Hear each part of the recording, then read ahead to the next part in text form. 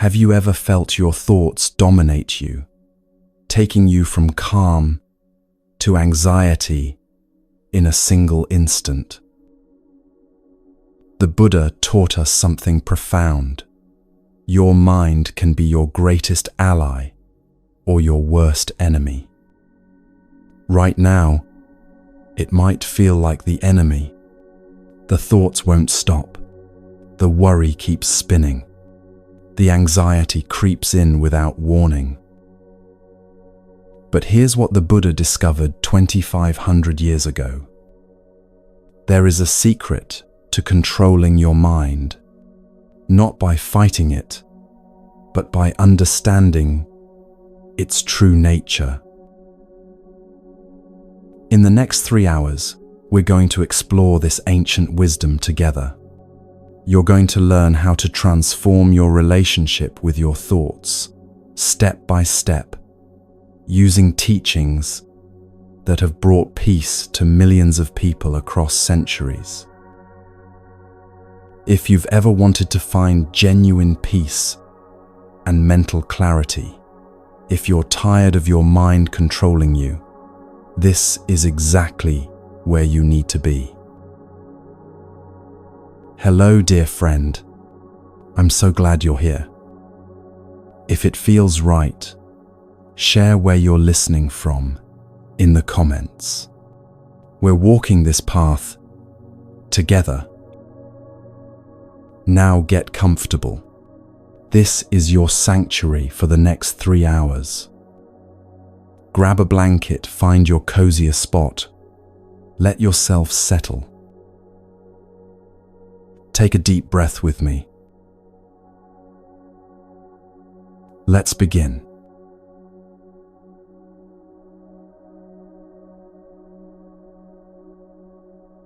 You're lying in bed, exhausted, desperately wanting sleep, but your mind has other plans. The thoughts won't stop coming. One thought leads to another, then another, like dominoes falling in an endless chain. You replay that conversation from earlier today, analyzing every word you said. Then your mind jumps to tomorrow's worries. The meeting, the deadline, that difficult conversation you've been avoiding. You tell yourself to stop thinking. Just stop. But the more you try, the louder the thoughts become. It's like trying to hold water in your hands. The tighter you grip, the more it slips through your fingers. You know this feeling, don't you? Maybe it's not 3 in the morning for you. Maybe it's during your commute, when anxiety creeps in without warning. Or during a quiet moment at work, when suddenly your mind fills with worries about things that haven't even happened yet. Or at dinner with friends, when you're physically present but mentally somewhere else entirely, trapped in a loop of thoughts you can't escape.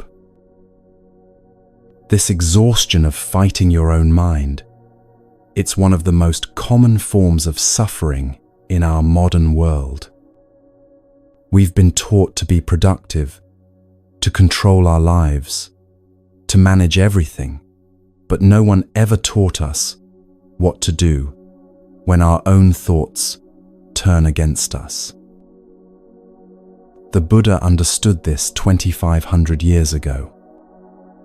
Long before neuroscience, before psychology, before our age of information overload and constant stimulation, he saw something fundamental about the human mind. He saw that our suffering doesn't come primarily from external circumstances. It comes from our relationship with our own thoughts. Let me tell you what he discovered. The Buddha used a beautiful word to describe the mind: citta. It's often translated simply as mind, but it means something much richer than that. Chitta is not a thing. It's a process. It's not a fixed, solid entity sitting somewhere in your head.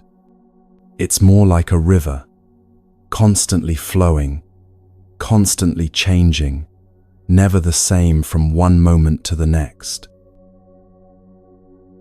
Imagine standing beside a river. Watch the water flowing past you. See how it carries leaves, branches, sometimes clear and sometimes muddy. The river is always moving. What you see this moment is already gone the next moment. New water arrives constantly. The river never stops, never repeats itself. Exactly. Your mind works exactly the same way. Thoughts flow through like water. Emotions rise and fall like waves. Memories drift by like leaves on the surface. And just like the river, your mind is never truly still. It's always in motion, always changing, always flowing. But here's what makes this so important. If your mind is a river, then you are not the river. You are the one standing on the shore, watching it flow. You are the awareness that witnesses the thoughts, not the thoughts themselves. This distinction changes everything. The Buddha taught that this flowing mind, this citta, has an extraordinary power. It can create both suffering and liberation. It can be your prison or your freedom, your worst enemy or your greatest ally. Everything depends on one thing, whether you understand its nature or not. Think about it for a moment. When you believe every thought that passes through your mind, when you take each worry as truth, when you identify completely with every fear and anxiety, what happens? You suffer. You become trapped in the river, swept away by the current, tumbling over rocks, unable to find solid ground. But when you begin to understand that thoughts are just thoughts, passing phenomena, temporary visitors, waves that rise and fall, something shifts. You find a kind of freedom you didn't know existed. The Buddha gave us another metaphor that's even more beautiful. He said the mind is like the sky. Look up at the sky right now, or imagine it if you can't see it. Some days the sky is completely clear, brilliant blue stretching endlessly, the sun shining bright. Those are the days when your mind feels calm, when thoughts are gentle, when everything seems clear and peaceful. But other days, clouds roll in. Dark, heavy clouds that block out the sun. Storm clouds that bring thunder and lightning. Those are the days when your mind fills with worry, when negative thoughts dominate, when everything feels overwhelming and dark. Here's the profound insight. No matter how dark the clouds become, no matter how fierce the storm, the sky itself never changes. The clouds don't damage the sky. They don't stain it or alter its fundamental nature. They simply pass through. Behind the darkest storm clouds, the clear blue sky is always there, unchanged, untouched, waiting. Your mind works the same way. Your true nature, what the Buddha called your original mind, is like that clear sky. It's naturally spacious, naturally peaceful, naturally clear. But over time, it gets covered by clouds, by what Buddhism calls kilesas, or defilements. These defilements are like layers of dust on a mirror. They're not part of the mirror itself. They're just covering it, obscuring its natural clarity. Greed is one of these clouds. Hatred is another. Delusion, jealousy, anxiety, endless wanting. These are all clouds that obscure your mind's natural clarity. But, and this is crucial, they're not you. They're not your fundamental nature. They're just visitors, temporary phenomena passing through the sky of your awareness. This brings us to one of the Buddha's most important teachings, anicca, or impermanence. Everything changes. Everything. Not just the big things, your circumstances, your relationships, your body as it ages, but also the small things. Every thought that arises will pass away. Every emotion that wells up will eventually subside. Every state of mind, no matter how intense it feels in this moment, is temporary. Right now, you might feel anxious. That anxiety feels solid, real, permanent, like it's always been there and always will be. But if you watch carefully, you'll notice it changes. It gets stronger, then weaker. It shifts and morphs. And eventually, it passes, replaced by another thought, another feeling, another state of mind. Nothing stays. Everything flows. This is the nature of reality itself. But why does the mind produce so many thoughts in the first place? Why can't it just be quiet? From a modern scientific perspective, we understand that our brains evolved for survival, not for peace. Our ancestors needed to constantly scan for threats, remember dangers, plan for future challenges. A quiet mind in the wilderness could mean death. So we developed what psychologists call a negativity bias. Our minds naturally focus more on threats and problems than on safety and beauty. The Buddha understood this differently, but his insight aligns remarkably well with modern science. He taught about sankhara, karmic formations, or mental conditioning. These are patterns laid down by past experiences, habits of thinking that become automatic. Every time you think a certain way, you strengthen that neural pathway, that mental habit.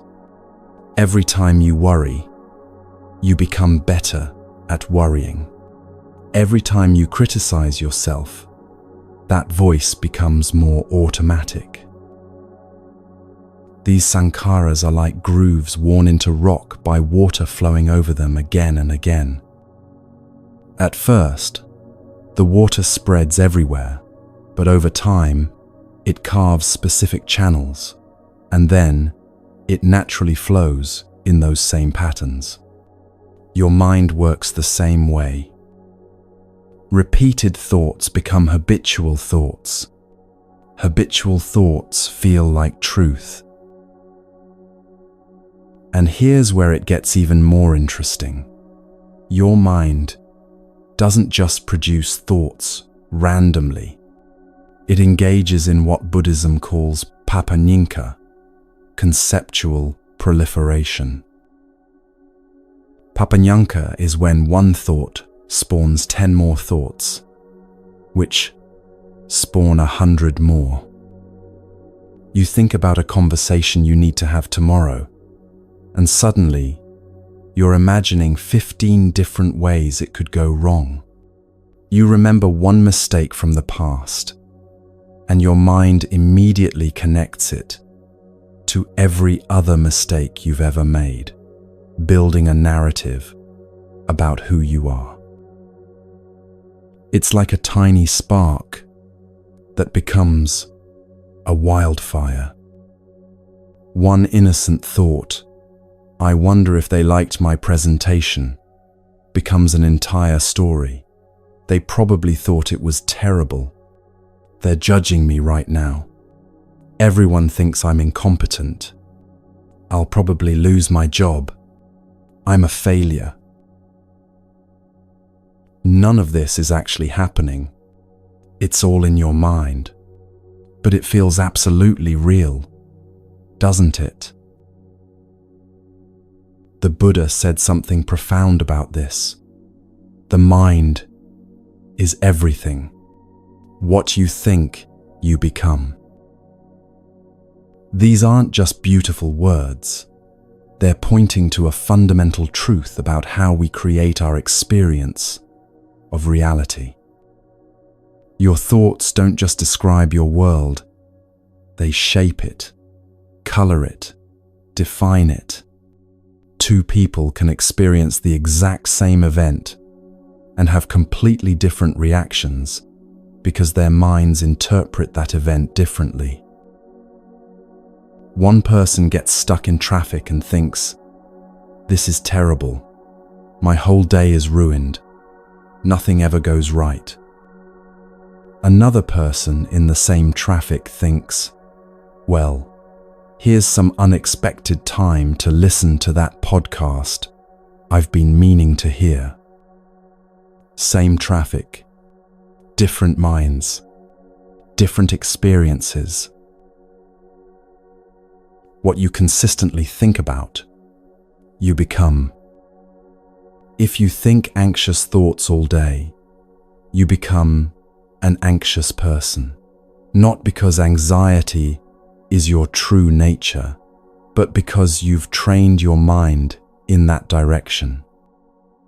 If you think critical thoughts about yourself, you become someone who suffers from self-criticism, not because you're fundamentally flawed, but because you've practiced that way of thinking. But here's the liberating insight the Buddha discovered. You are not your thoughts. This is the beginning of understanding anatta, not self. It's one of the most misunderstood teachings in Buddhism, but it's also one of the most freeing. When a thought arises in your mind, let's say a thought like, "I'm not good enough," who is observing that thought? If you were that thought, you couldn't observe it, could you?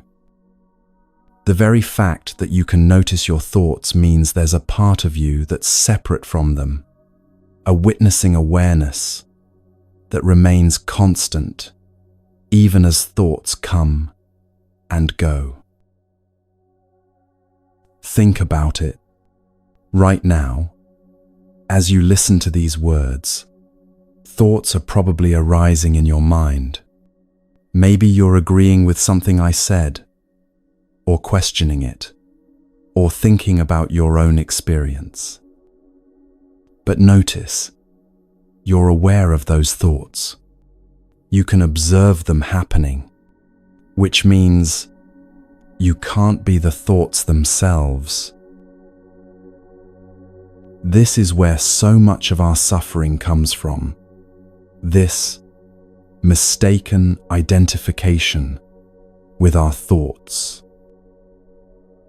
When a fearful thought arises, instead of seeing it as just a thought passing through the sky of your mind, you think, "I am afraid." When an angry thought arises, you think, "I am angry." When a self-critical thought arises, you think, "I am not good enough." But none of these are actually true. You're not the fear. You're the one experiencing fear. You're not the anger. You're the one feeling anger. You're not the self-criticism. You're the one hearing that critical voice. This distinction might seem subtle, but it changes everything. When you believe you are your thoughts, every negative thought becomes a statement about who you are.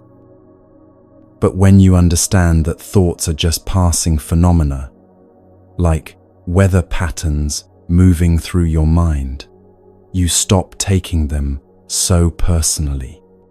They lose their power to define you. Imagine you're watching a movie. The movie might be scary, sad, or disturbing, but you know it's just a movie. You don't confuse yourself with the characters on screen. You remain seated in your chair, watching, knowing that what's happening on screen isn't happening to you. Your thoughts are like that movie. They play out on the screen of your awareness, but you are not the movie. You're the one watching. The suffering comes when we forget this.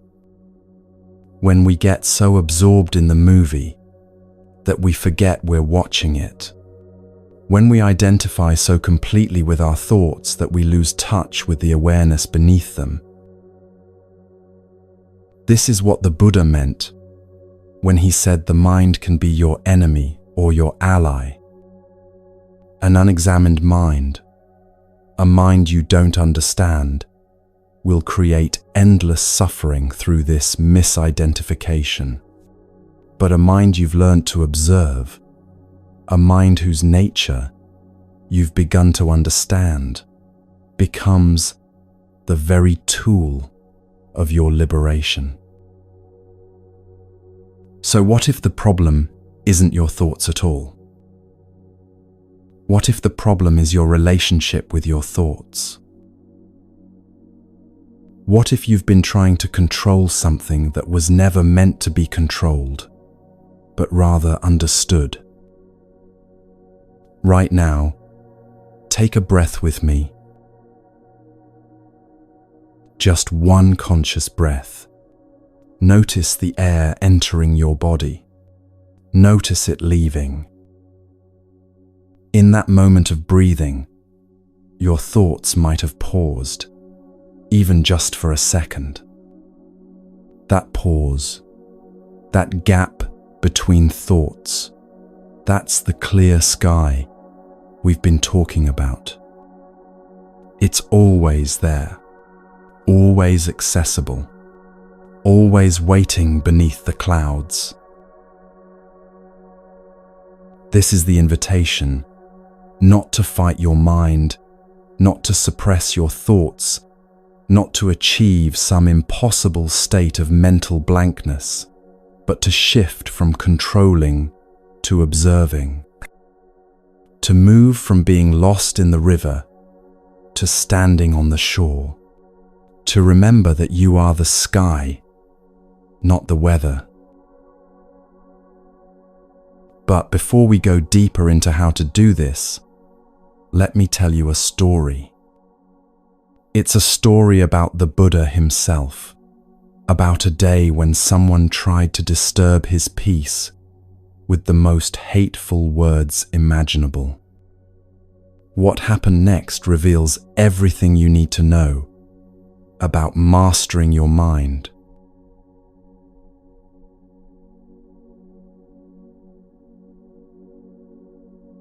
It was a bright morning in ancient India, and the Buddha was teaching in a small village near Magadha.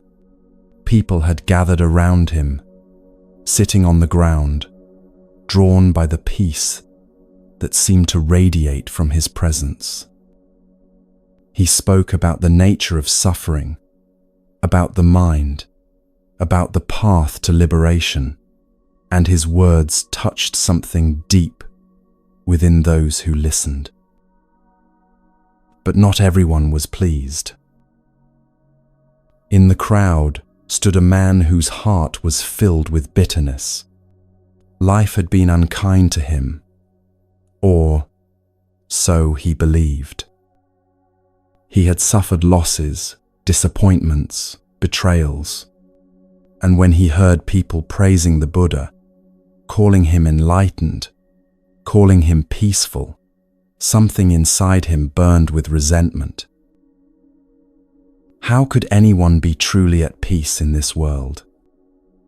How could someone claim to be free from suffering when suffering was everywhere? It seemed like a lie to him, a deception, and he decided he would expose this so-called enlightened teacher for the fraud he must be. So he pushed his way through the crowd, his jaw clenched, his fists tight. The people around him stepped aside, sensing his anger, feeling the heat of his rage. He came to stand directly before the Buddha, who sat peacefully beneath a tree, his eyes gentle, his posture relaxed. And then the man began to shout. His words were sharp as knives, designed to wound. He hurled insults at the Buddha, calling him a charlatan, a deceiver, a man who pretended to be wise but knew nothing of real life. He questioned the Buddha's teachings, his integrity, his very right to speak. The insults grew louder, harsher, more personal. The crowd fell silent, shocked. Some looked away in embarrassment. Others watched nervously, wondering how the Buddha would respond to such disrespect. But the Buddha did not respond, not in the way they expected. He simply sat there, looking at the angry man with eyes full of compassion. His face remained calm, serene, as if the insults were nothing more than wind passing through the trees. He didn't flinch, didn't harden, didn't show any sign of being affected by the hateful words raining down upon him. The man kept shouting, kept hurling his anger like stones, trying desperately to provoke a reaction, any reaction. But the Buddha remained still, present, peaceful. Eventually, the man's voice grew hoarse. His anger, burning so hot, began to exhaust itself. The shouting slowed, then stopped.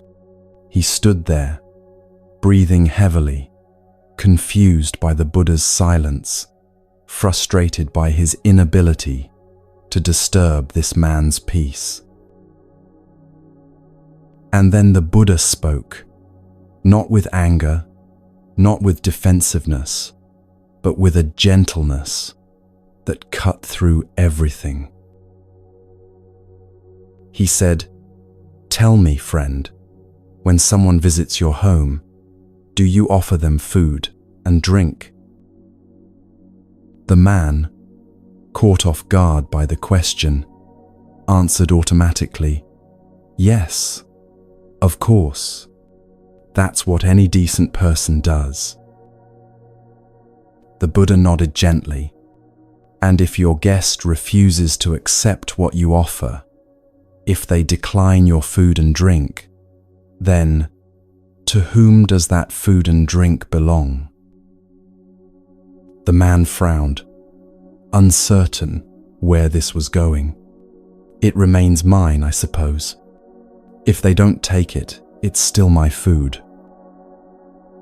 The Buddha smiled, a smile of infinite kindness. Just so, my friend. You have offered me anger, insults, and hatred today, but I do not accept them. I do not take what you have offered.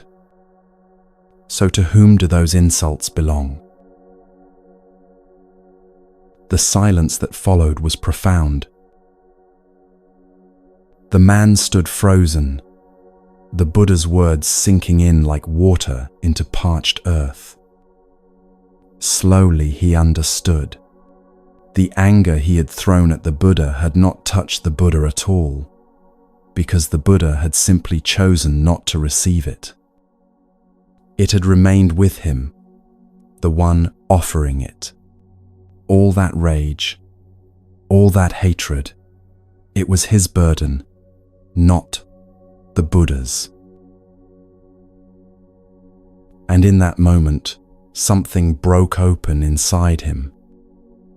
His shoulders dropped. His face, so tight with rage, began to soften. Tears filled his eyes, tears of recognition, of relief, of understanding. He fell to his knees. "Forgive me, teacher," he whispered. "I have lived in darkness for so long. I forgot what light looked like." The Buddha placed a gentle hand on the man's shoulder. Anger is like holding a burning coal with the intent to throw it at someone else, he said softly. You are the one who gets burned. But now you have understood. Now you can let go. Let me show you what this means for your life today. How many times have you held on to anger because someone said something hurtful? How many times have you replayed critical words in your mind, feeling the sting again and again, long after the other person has forgotten what they said? Maybe it's a comment on social media.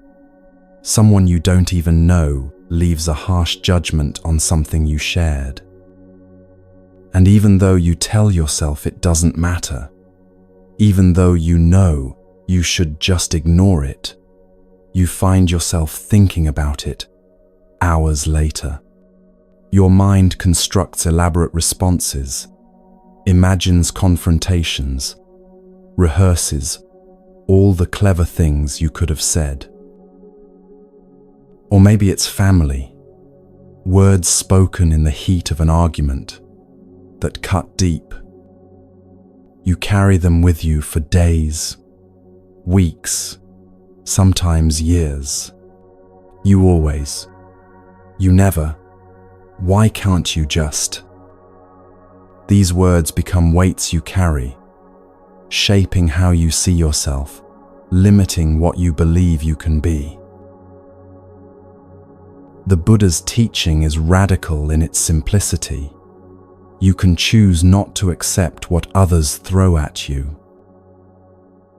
Not by building walls, not by hardening your heart, not by pretending you don't care, but by understanding that their words, their anger, their criticism only have the power you give them. If you don't pick up the burning coal, you don't get burned. This doesn't mean you become cold or uncaring. The Buddha responded to the angry man with compassion, not indifference. He saw the suffering beneath the anger, but he didn't absorb that suffering into himself. He didn't take ownership of someone else's pain. This is the practice of awareness in action. This is what it looks like to watch your mind without being controlled by it. But to do this, you first need to understand something fundamental. You are not your thoughts. And you are not your reactions. You are something deeper, something more spacious. You are the awareness itself. Think about this carefully. Right now, as you listen to these words, thoughts are arising in your mind.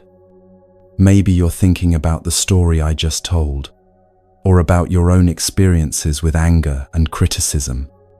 Maybe your mind has wandered to something you need to do later today. Maybe you're judging how well you're paying attention. But notice something remarkable. You are aware of these thoughts. There's a part of you that's watching the thoughts happen, a witnessing presence that observes the flow of mental activity without being swept away by it. This witnessing awareness is always present, even when you forget about it, like the sky behind the clouds. In Buddhism, this is sometimes called bare attention, the simple, direct awareness of what is happening in this moment, without adding judgment or commentary. It's the pure knowing that exists before you label an experience as good or bad, wanted or unwanted. Imagine you're standing by a window, watching the street below.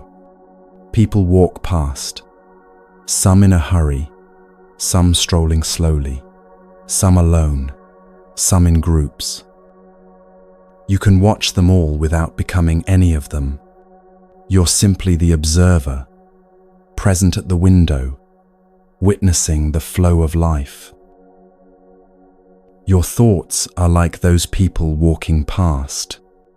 Some thoughts rush by quickly, fleeting impressions, random memories.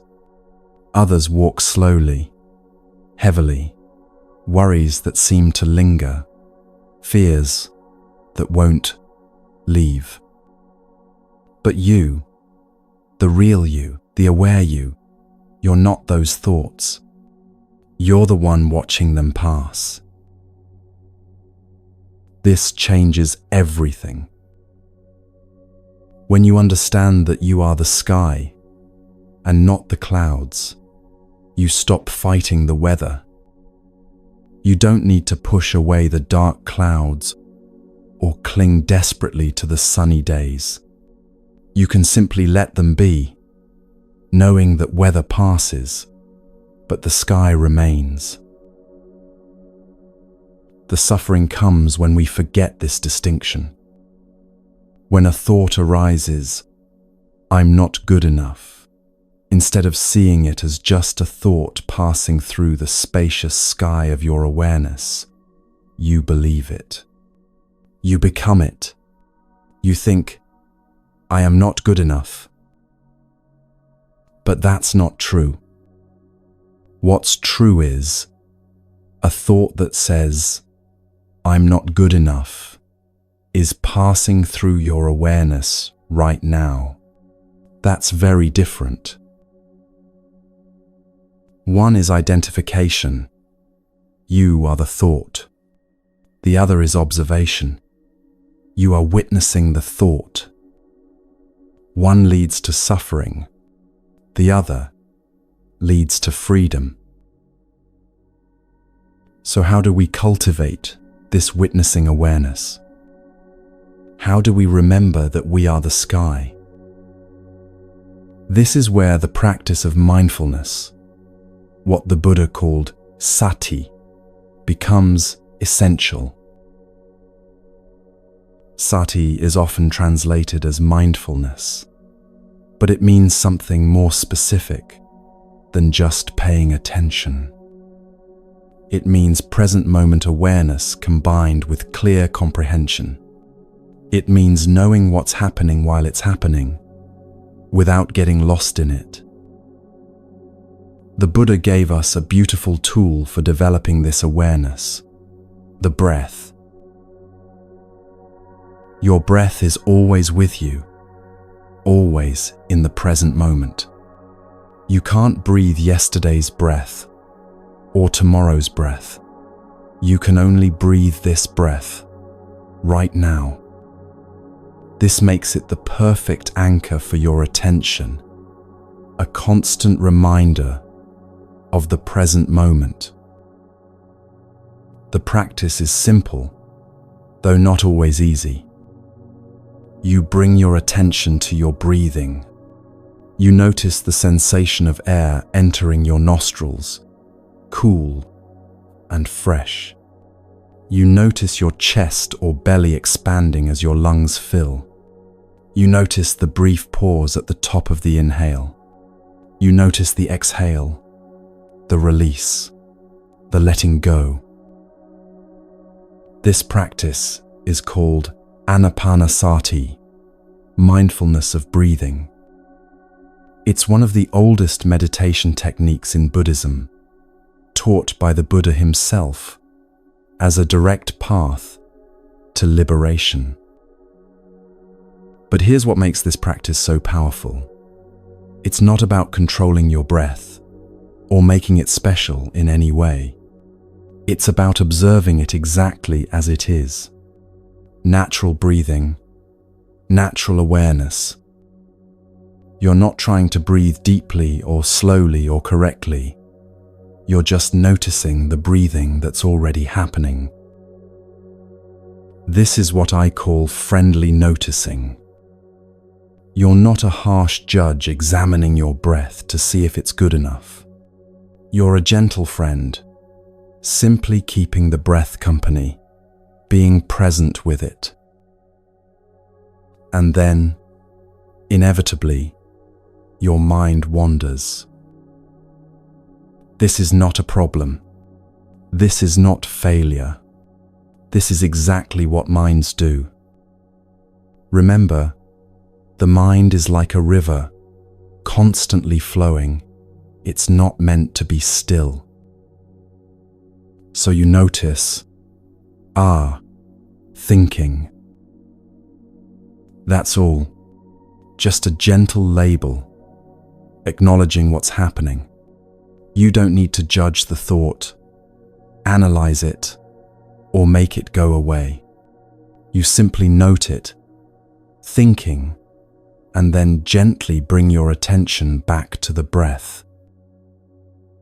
Maybe you notice a sound, hearing, or a sensation in your body,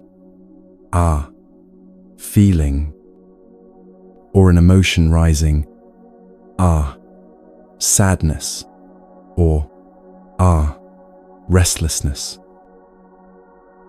Each time, you're practicing that witnessing awareness we talked about. You're standing on the shore, watching the river flow, instead of being swept away by the current. Here's a beautiful visualization that can help. Imagine your mind is like a gentle stream, and your thoughts are leaves floating on the surface. You're sitting on the bank, watching each leaf drift by. Some leaves are bright green, happy thoughts, pleasant memories. Some are brown and withered, worries, regrets. Some are stuck together in clusters, whole stories your mind is telling. You don't need to jump into the stream and grab the leaves. You don't need to push them away or change their direction. You simply watch them float past, appearing at one bend in the stream, drifting through your field of vision, disappearing around the next bend. Each thought is just another leaf on the water. Notice it, acknowledge it, watch it pass. But let's be honest, sometimes the mind doesn't feel like a gentle stream. Sometimes it feels more like what Buddhism calls the monkey mind. Imagine a monkey swinging through trees, grabbing one branch, immediately letting go, and grabbing another, never still, never satisfied, constantly moving from thing to thing to thing. Your mind can feel like that monkey, jumping from thought to thought, from worry to worry, from past to future, and back again, unable to rest even for a moment. This is normal. This is not a sign that you're bad at meditation or that something is wrong with you. This is just the untrained mind doing what untrained minds do. The practice is not to stop the monkey.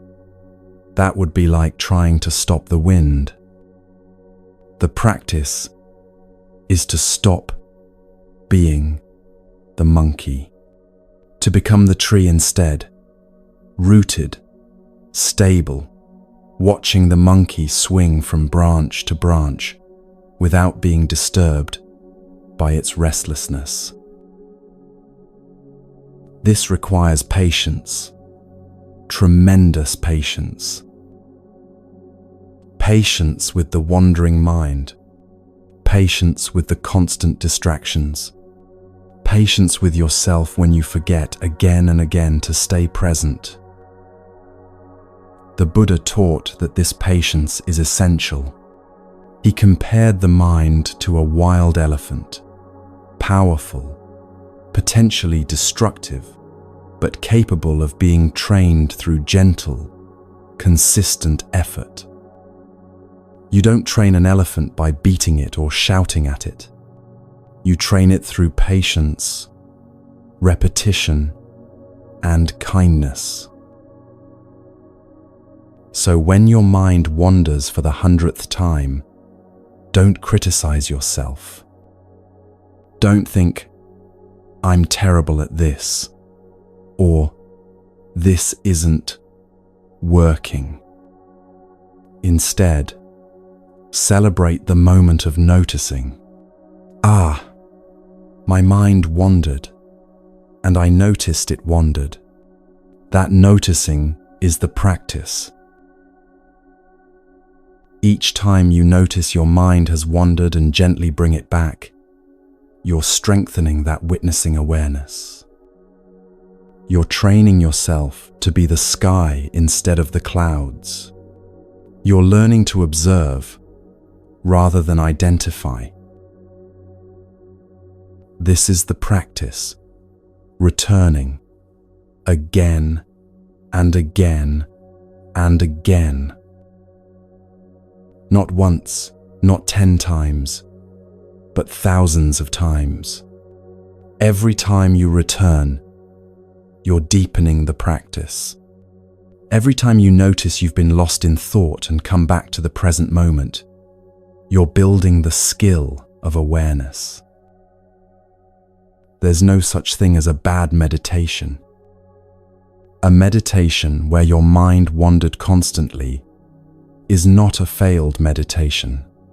It's a successful practice in noticing and returning. A meditation where you felt restless and uncomfortable is not wasted time. It's an opportunity to practice being present with discomfort. The quality of your meditation is not measured by how peaceful you feel or how still your mind becomes. It's measured by your willingness to show up, to observe whatever is present, and to gently return when you've wandered away. Let's take a moment right now to practice together. Bring your attention to your breath, wherever you feel it most clearly, perhaps at your nostrils, or in your chest, or in the rise and fall of your belly. Don't try to change the breath, just notice it as it is.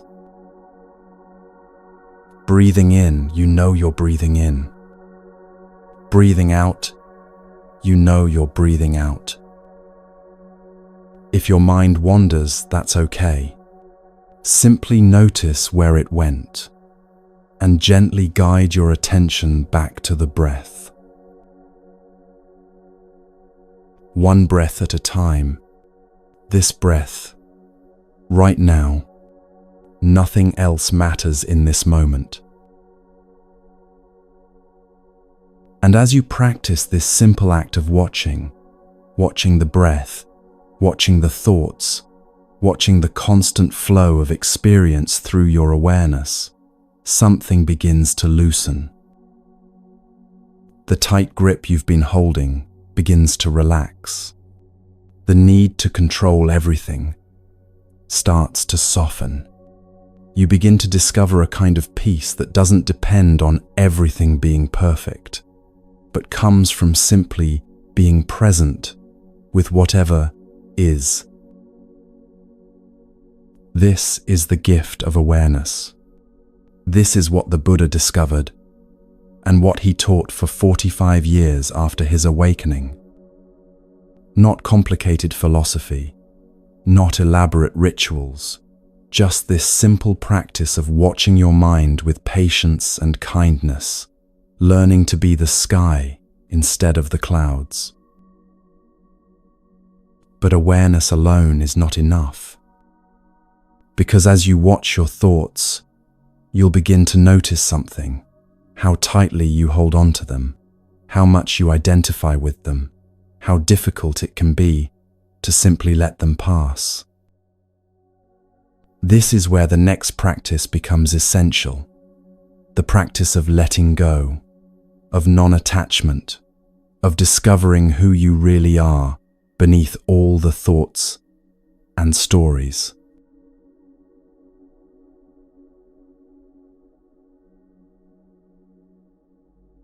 Imagine you're carrying a backpack. At first, when you put it on in the morning, it doesn't feel too heavy.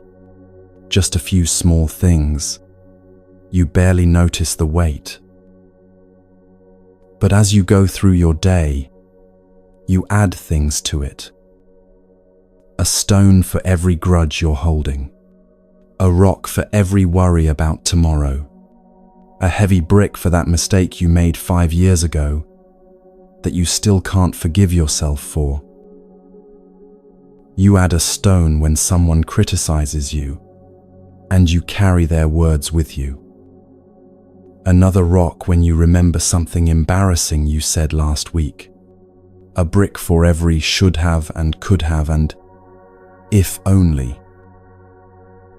By afternoon, the backpack is getting heavy. Your shoulders ache, but you keep walking, keep adding, because this is what you've always done. This is what everyone does, right? By evening, you can barely stand up straight. The weight presses down on you, making every step harder, every breath more labored. You're exhausted, not from the day's activities, but from carrying all this weight. And here's the strange thing. Most of these rocks are old. Some of them you've been carrying for years, even decades. You've carried them for so long that you've forgotten you're carrying them. The weight just feels normal now. It feels like part of who you are. But what if, right now, in this moment, you could simply set the backpack down? What if you could open it up, look at all these rocks you've been carrying, and choose which ones, if any, you actually need? The Buddha taught something radical about this. He taught that suffering comes not from the experiences themselves, but from our relationship with them, from how we hold them, grasp them, carry them, long after they've passed. This isn't about suppression. It's not about pretending you weren't hurt, or that difficult things didn't happen, or that you should just get over it. Suppression is like trying to push the rocks deeper into the backpack, zipping it tight and pretending they're not there. They still weigh you down. You just can't see them anymore. What the Buddha taught is different. It's release. Release means looking at what you're carrying, acknowledging it fully, and then making a conscious choice to set it down. Not because it wasn't real, not because it didn't matter, but because carrying it is only creating more suffering now. This brings us to one of the Buddha's most profound and misunderstood teachings: anatta, or not, self. When people first hear about this teaching, they often think the Buddha was saying there is no self at all, that you don't exist.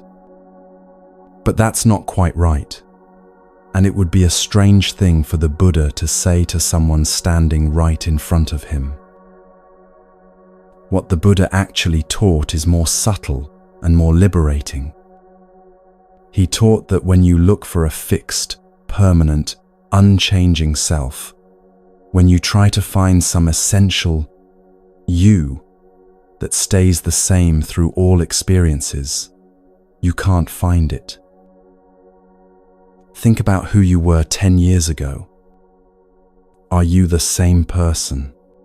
In some ways, yes, there's continuity, a thread of memory and experience connecting that person to who you are now.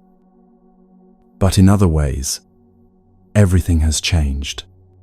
Your body has changed. Every cell in your body has been replaced. Some, many times over. Your thoughts have changed. Your beliefs, your preferences, your understanding of the world, all different. So who is the you that's reading this right now?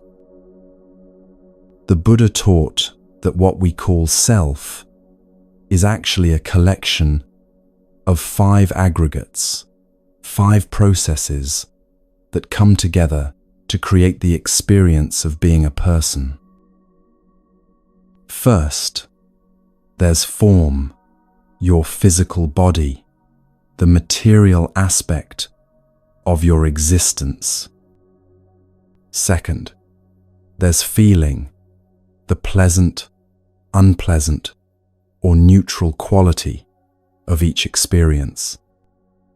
Third, there's perception, how you recognize and label things.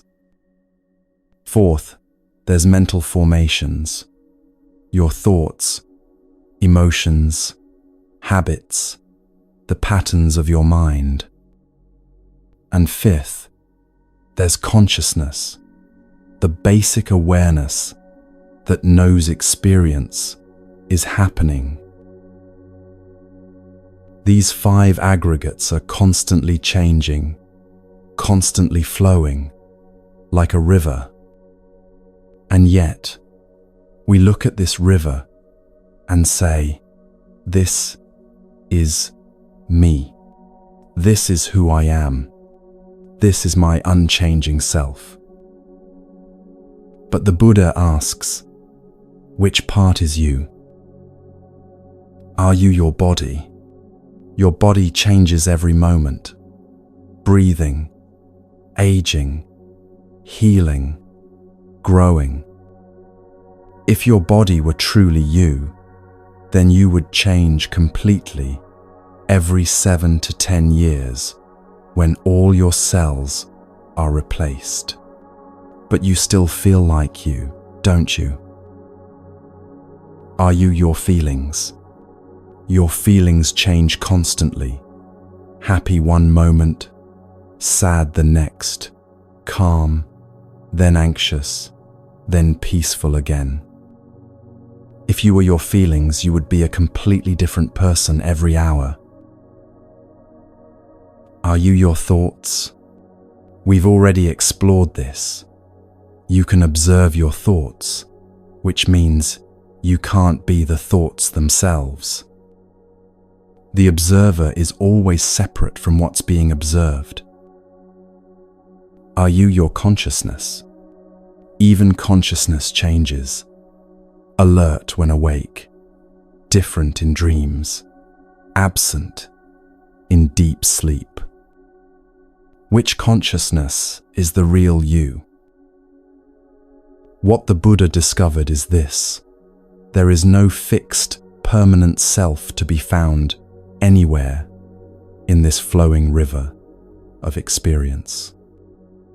What we call I or me is more like a verb than a noun, a process happening, not a thing that exists. And here's why this matters, why this teaching is so incredibly liberating. When you believe in a fixed self, you suffer because you try to protect it, defend it, make it permanent. You identify with your thoughts. I am anxious. I am a failure. I am not good enough. And then you suffer because you believe these thoughts define who you truly are. But when you understand anatta, when you see that all these experiences are just passing phenomena, not your essential nature, everything changes. That critical thought that says, "You're not good enough," it's just a thought arising in consciousness. It's not you. It's not the truth about you. It's just weather passing through the sky of your awareness. That anxiety you feel, it's a temporary state, a pattern of energy moving through your body and mind. It's not who you are. You are the awareness that knows anxiety is present. This doesn't mean these experiences aren't real or that they don't matter.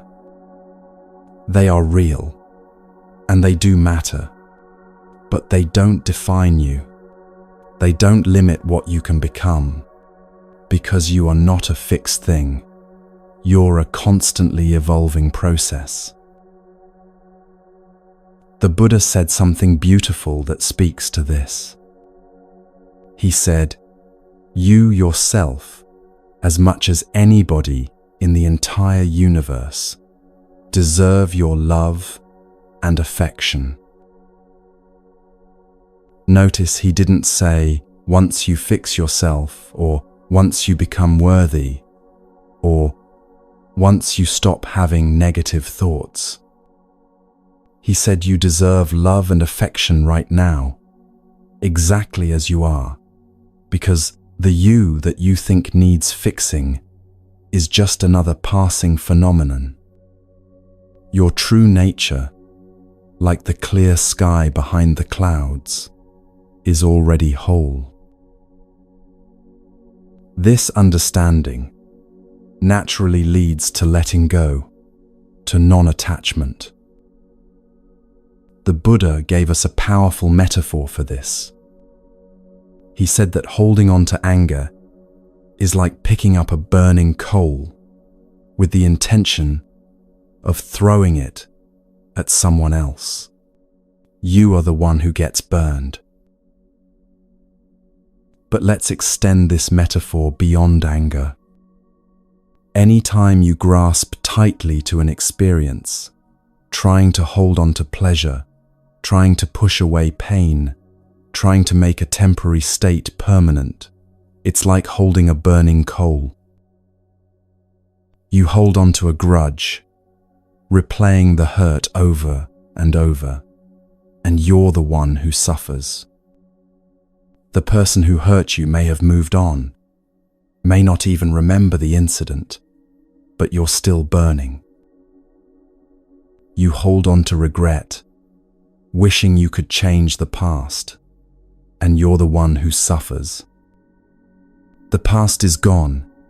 It can't be changed, but you keep holding the hot coal of "if only" and "I should have." You hold on to anxiety about the future, trying to control things that haven't happened yet, and you're the one who suffers. The future hasn't arrived, but you're already burning yourself with worries about it. The moment you notice you're holding something that's burning you, that's the moment of freedom. Not the moment you successfully let go, just the moment you notice you're holding on. Because in that moment of noticing, you've created a tiny gap, a small space of awareness, where choice becomes possible. You realize, I'm holding this. I don't have to keep holding it. I can choose to open my hand. Let me give you some real examples of what this looks like. Maybe someone betrayed your trust years ago. Every time you think about them, you feel that familiar burn of anger and hurt. You might even avoid certain places or situations because they remind you of this person. The betrayal happened years ago, but you're still carrying it, still holding the burning coal. Notice it. I'm holding on to this hurt. I'm still carrying this betrayal. You don't have to judge yourself for holding it. You don't have to force yourself to forgive or forget. You just notice, this is heavy, and I'm the one carrying it. And then you can ask yourself, what would it feel like to set this down? Not to pretend it didn't happen, not to say it was okay, but to simply stop carrying it into every new moment. Or maybe you made a mistake, said something you regret, made a choice that hurt someone, failed at something important. And now, months or years later, you're still punishing yourself, still replaying it, still burning with shame or guilt. Notice it. I'm still holding on to this regret. I'm still burning myself with this past mistake. What would it be like to acknowledge that yes, you made a mistake, and also acknowledge that you've already paid for it many times over through your suffering? What would it be like to set down the coal, even if your hand has been clenched around it for so long that opening it feels strange? Or maybe it's not about the past at all. Maybe it's about the future, a constant anxiety about things that might go wrong. You play out scenarios in your mind, trying to prepare for every possibility, trying to control outcomes that are ultimately beyond your control. Notice it. I'm trying to hold on to certainty in an uncertain world. I'm burning myself with worry about what might happen. The choice to open your hand, to let go, doesn't mean you become careless or passive. It means you stop creating additional suffering through the grasping itself. This is what the Buddha called the middle way.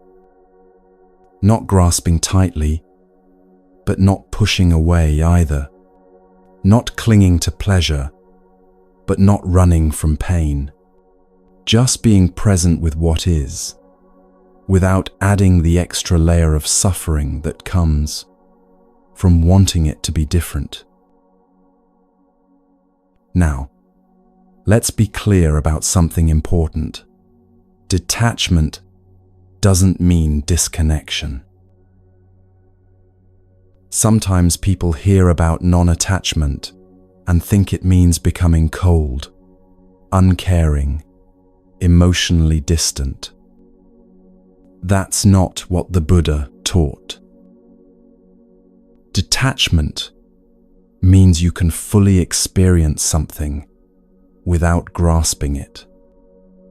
You can love deeply without trying to control or possess. You can feel sadness without becoming sadness.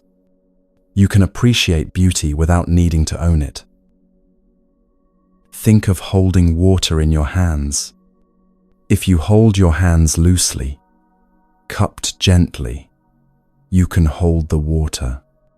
But if you clench your fists tight, trying to possess the water, it slips through your fingers and you lose it all. Non-attachment is like those gently cupped hands, open enough to let things flow naturally, but present enough to fully experience them. In practice, this might look like labeling your experiences with gentle awareness. When a worry arises, that's a worry thought. Not I am worried, but that's a worry thought passing through. When a memory surfaces, that's a memory.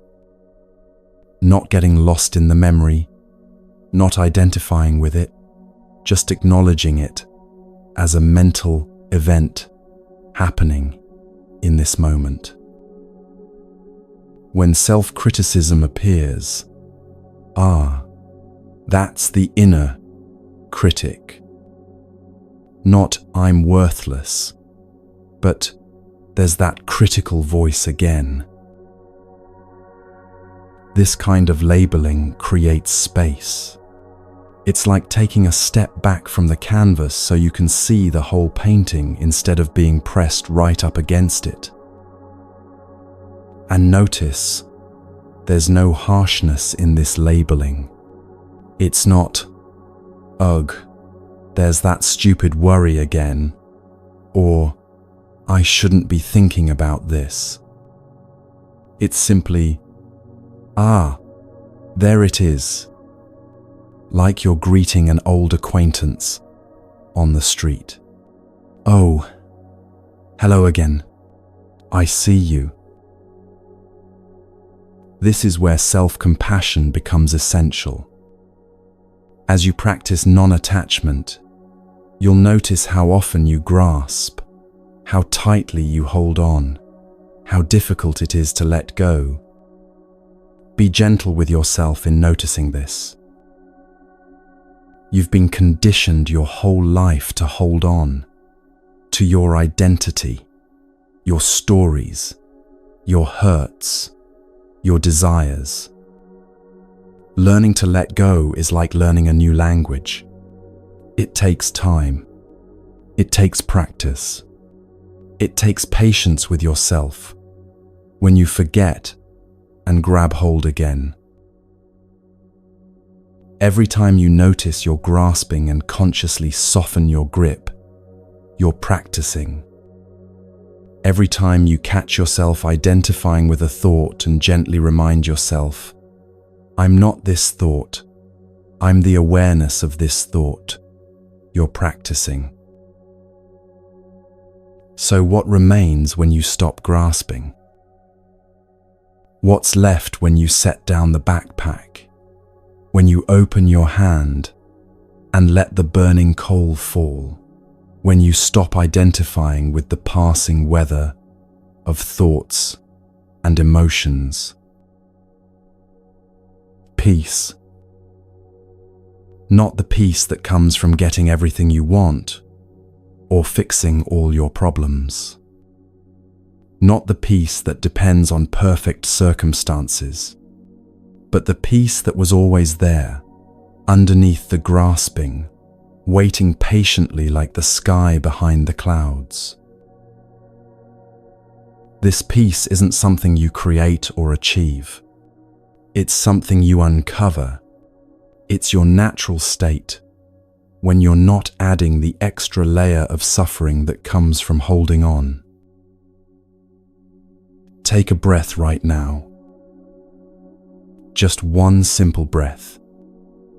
Notice how, in this moment of breathing, you're not grasping anything. You're not trying to make the breath last longer or be different than it is. You're just breathing, just being, just present. That's what remains. This simple presence, this basic awareness, this quiet peace that doesn't depend on anything being a certain way. But understanding this intellectually isn't enough. You can't just think your way to this freedom. You have to practice it, embody it, live it. You have to train your mind day by day, moment by moment, to recognize when you're grasping and gently let go. This is not a one-time insight. It's a daily practice, a lifetime practice. And that practice begins with the breath, with meditation, with building the foundation of a mind that knows how to be still.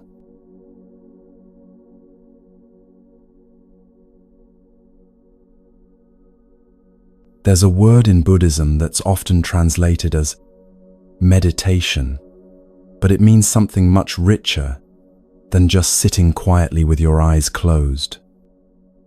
The word is bhavana, and it literally means cultivation, or bringing into being. Think about a garden for a moment. When you plant seeds, you don't force them to grow. You don't pull on the tiny shoots to make them taller, or yell at them when they seem slow. Instead, you create the conditions for growth. You prepare the soil, plant the seeds, water them regularly, give them sunlight, and then trust the natural process. Your mind is like that garden. Meditation practice, bhavana, is not about fixing something broken or forcing your mind to be different. It's about cultivating the conditions where clarity, peace, and wisdom can naturally arise. You're not adding something new to your mind. You're removing the obstacles that prevent your mind's natural clarity from shining through. The Buddha often compared meditation practice to a lake. Imagine a lake where the water is constantly stirred up, sediment swirling, making the water murky, impossible to see through. You can't see the bottom, can't see the fish swimming, can't see your own reflection on the surface. What happens when the stirring stops? Gradually, naturally, the sediment begins to settle. First at the bottom, then layer by layer, until eventually the water becomes clear. You didn't have to remove the sediment or add clarity. You just had to stop disturbing the water and allow its natural clarity to reveal itself. This is what the Buddha called samatha, calm abiding, the natural settling of the mind. And this is what your daily practice cultivates. Here's something important to understand. Small steps, walked every day, become the journey of a lifetime. You don't need to meditate for hours. You don't need to go on month-long retreats or become a monk or achieve some extraordinary state of consciousness. What you need is sincerity, a genuine commitment to showing up, even for just a few minutes, and doing the practice with honest intention. 5 minutes of sincere practice every single day will transform your mind more than an hour of forced, resentful sitting once a week. Consistency matters more than duration. Showing up matters more than perfection. The Buddha said that just as a water pot is filled drop by drop, so too is the wise person filled with wisdom, little by little. Each moment of practice is a drop. Each breath you observe with awareness is a drop. Each time you notice your mind wandering and gently return, that's a drop. And over time, the pot fills. So let's begin building your practice, starting with the foundation, sitting, meditation. The first question many people ask is, when should I meditate? There's no single right answer, but there are 2 times that work particularly well for most people: morning and evening, each offering something different. Morning meditation, right after you wake up, captures the mind at its clearest. Your mind hasn't yet filled up with the day's concerns and to-do lists. It's fresh, quiet, still emerging from the peace of sleep. Meditating in the morning is like setting the tone for your entire day, establishing a foundation of awareness that you can return to as the day unfolds. Evening meditation, before bed, offers something different, a chance to settle and digest the day's experiences. It's like gently closing a book before sleep, allowing your mind to release the day's accumulation of thoughts and tensions. Many people find that evening meditation helps them sleep more deeply, as it creates a natural transition from the busyness of day to the rest of night. Try both times and see what resonates with you. Or, if possible, practice at both times, bookending your day with awareness. Now, where should you practice? The Buddha's approach was beautifully simple. Find a quiet spot where you won't be disturbed. Sit down and begin. You don't need an elaborate meditation room or a special altar or expensive cushions. You don't need to burn incense or play special music or create the perfect atmosphere. This is the middle way, not too elaborate, not too sparse, just what supports your practice. A corner of your bedroom, a chair in a quiet room, a spot in your garden, anywhere you can sit undisturbed for a few minutes will work. What matters is not the place itself, but the intention you bring to it. Over time, as you practice in the same spot regularly, that place becomes associated with peace and awareness in your mind, and it becomes easier to settle into meditation when you sit there. Let's talk about posture. The traditional instruction is simple but precise. Sit in a way that is both stable and comfortable. These 2 qualities, stability and comfort, need to be balanced. If you're too comfortable, you might fall asleep. If you're too rigid and uncomfortable, you'll be distracted by physical pain. The goal is alert relaxation, awake and present, but not tense. You can sit on a cushion on the floor with your legs crossed, or on a meditation bench, or in a chair with your feet flat on the ground. What matters is that your spine is relatively straight, not rigid like a board, but upright, supporting itself with natural curves intact. Imagine a string gently pulling the crown of your head toward the sky, lengthening your spine. Your shoulders are relaxed, dropping naturally. Your hands can rest on your knees or in your lap, whatever feels natural. Your jaw is loose, with a slight space between your teeth. Your eyes can be closed, or if you prefer, open, with a soft, downward gaze. This posture sends a message to your body and mind. I'm awake. I'm present. I'm ready to practice. Now comes the heart of the practice, anapanasati, mindfulness of breathing.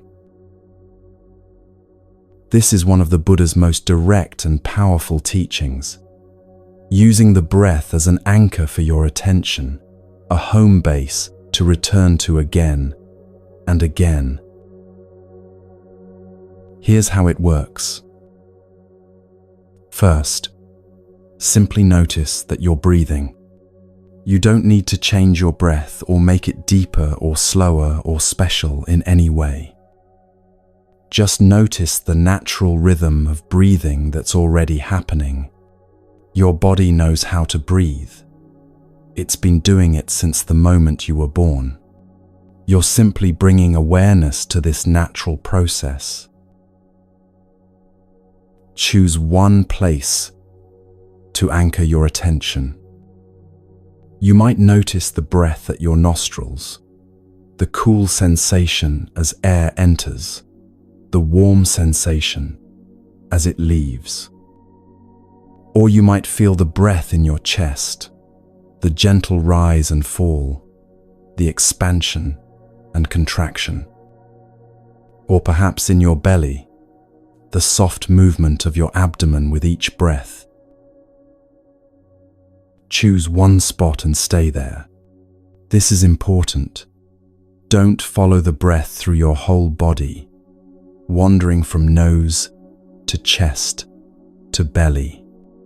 Pick one anchor point and remain there, like a gatekeeper, stationed at a single gate, watching everyone who passes through. Now, to help stabilize your attention, you can count your breaths. This is a traditional technique that many practitioners find helpful, especially in the beginning. Breathe in, breathe out. That's 1. Breathe in, breathe out. That's 2. Continue counting up to 10, and then start over at 1. If you lose count, if you suddenly realize you're at 15, or you can't remember what number you were on, that's okay. Simply start again at 1. The counting isn't the point. It's just a tool to help you notice when your mind wanders. And your mind will wander. This is absolutely certain. This is not a sign of failure. This is just what minds do. You might be on breath 3, when suddenly you realize you're thinking about something you need to do tomorrow. Or you're replaying a conversation from yesterday, or planning dinner, or judging yourself for not being able to focus. The moment you notice this, the moment you realize, oh, I'm not with the breath anymore, I'm lost in thought, that moment is actually a moment of awakening. You've woken up from being lost in the dream of thinking. You've returned to awareness. So you simply note what happened. Thinking, or planning, or remembering, and then gently, kindly, without any harshness or judgment, you guide your attention back to the breath. Back to one if you were counting. Back to the sensation at your chosen anchor point. This is the practice. Returning, again and again and again, with patience and kindness. The Buddha once taught a student who was struggling with his monkey mind, that restless, jumping quality of attention that won't stay still. Let me tell you this story. There was a monk who came to the Buddha in frustration. "Teacher," he said, "I've been trying to meditate, but my mind won't cooperate. It jumps everywhere like a wild monkey in the trees. I can't concentrate for even a few breaths before I'm lost in thoughts again. I must be hopeless at this. Maybe meditation just isn't for me." The Buddha smiled with infinite patience. "Tell me," he said, "before you became a monk, what was your occupation?" "I was a musician, teacher," the monk replied. "I played the veena, the stringed instrument." "Ah," said the Buddha, "and when you were learning to play the veena, did you become a master immediately?" "No, of course not," the monk said. "It took years of practice. At first, my fingers didn't know where to go. The notes sounded wrong. I couldn't keep rhythm. But I practiced every day, and gradually I improved." "And tell me," the Buddha continued, "if you tuned the strings too tight, what happened?" "They would snap," the monk answered. "And if you made them too loose?" "The instrument wouldn't make any sound. The notes would be flat and lifeless." The Buddha nodded. Just so with meditation practice. If you try too hard, if you force your mind with harsh discipline and self-criticism, you'll break, you'll become discouraged and want to give up. But if you're too loose, too casual, without genuine effort, nothing will develop. The strings must be tuned just right, not too tight, not too loose. Patient effort, consistent practice, gentle persistence. This is how the mind becomes calm. The monk bowed deeply, understanding flooding through him. From that day forward, he practiced with patience, adjusting his effort to find that perfect balance, and his meditation deepened naturally, like the lake settling on its own. This is what you're learning to do. Tune the instrument of your attention, finding that middle way between striving and slacking. But meditation doesn't have to be confined to sitting still. The Buddha taught that every moment can become an opportunity for practice, for cultivation of awareness. Walking meditation, what the Buddha called kankama, is one of the most accessible ways to bring meditation into motion. Find a path, maybe 15 or 20 steps long. It could be in your home, in your garden, in a quiet park. Walk slowly, much slower than your normal pace. bringing full awareness to the physical sensation of walking. Feel your foot lifting from the ground. Notice the sensation of lightness, of movement. Feel it moving forward through space. Feel it lowering, making contact with the earth again. Feel the weight shifting from one foot to the other. You can silently note each part, lifting, moving, placing, shifting, or simply feel the sensations without words. When you reach the end of your path, stop, turn slowly and mindfully, and walk back. Your mind will wander here too. Suddenly you'll realize you've walked 10 steps without any awareness at all, lost in thought. That's okay. Notice it, smile at the wandering mind, and return to the sensations of walking.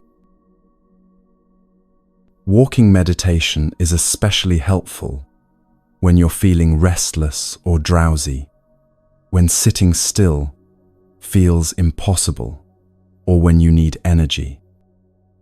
It's also a bridge between formal meditation and daily life, showing you how to bring that same quality of presence into ordinary activities.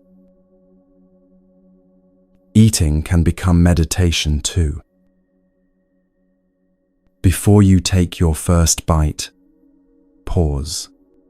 Look at the food on your plate.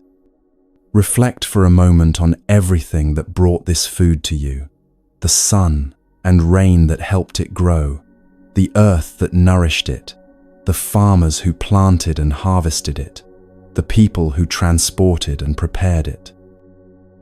This simple reflection connects you to the vast web of interdependence that sustains your life. Then eat slowly, mindfully. Notice the colors, the textures, the aromas. Place food in your mouth and really taste it. The sweetness, saltiness, sourness, bitterness. Feel the texture on your tongue.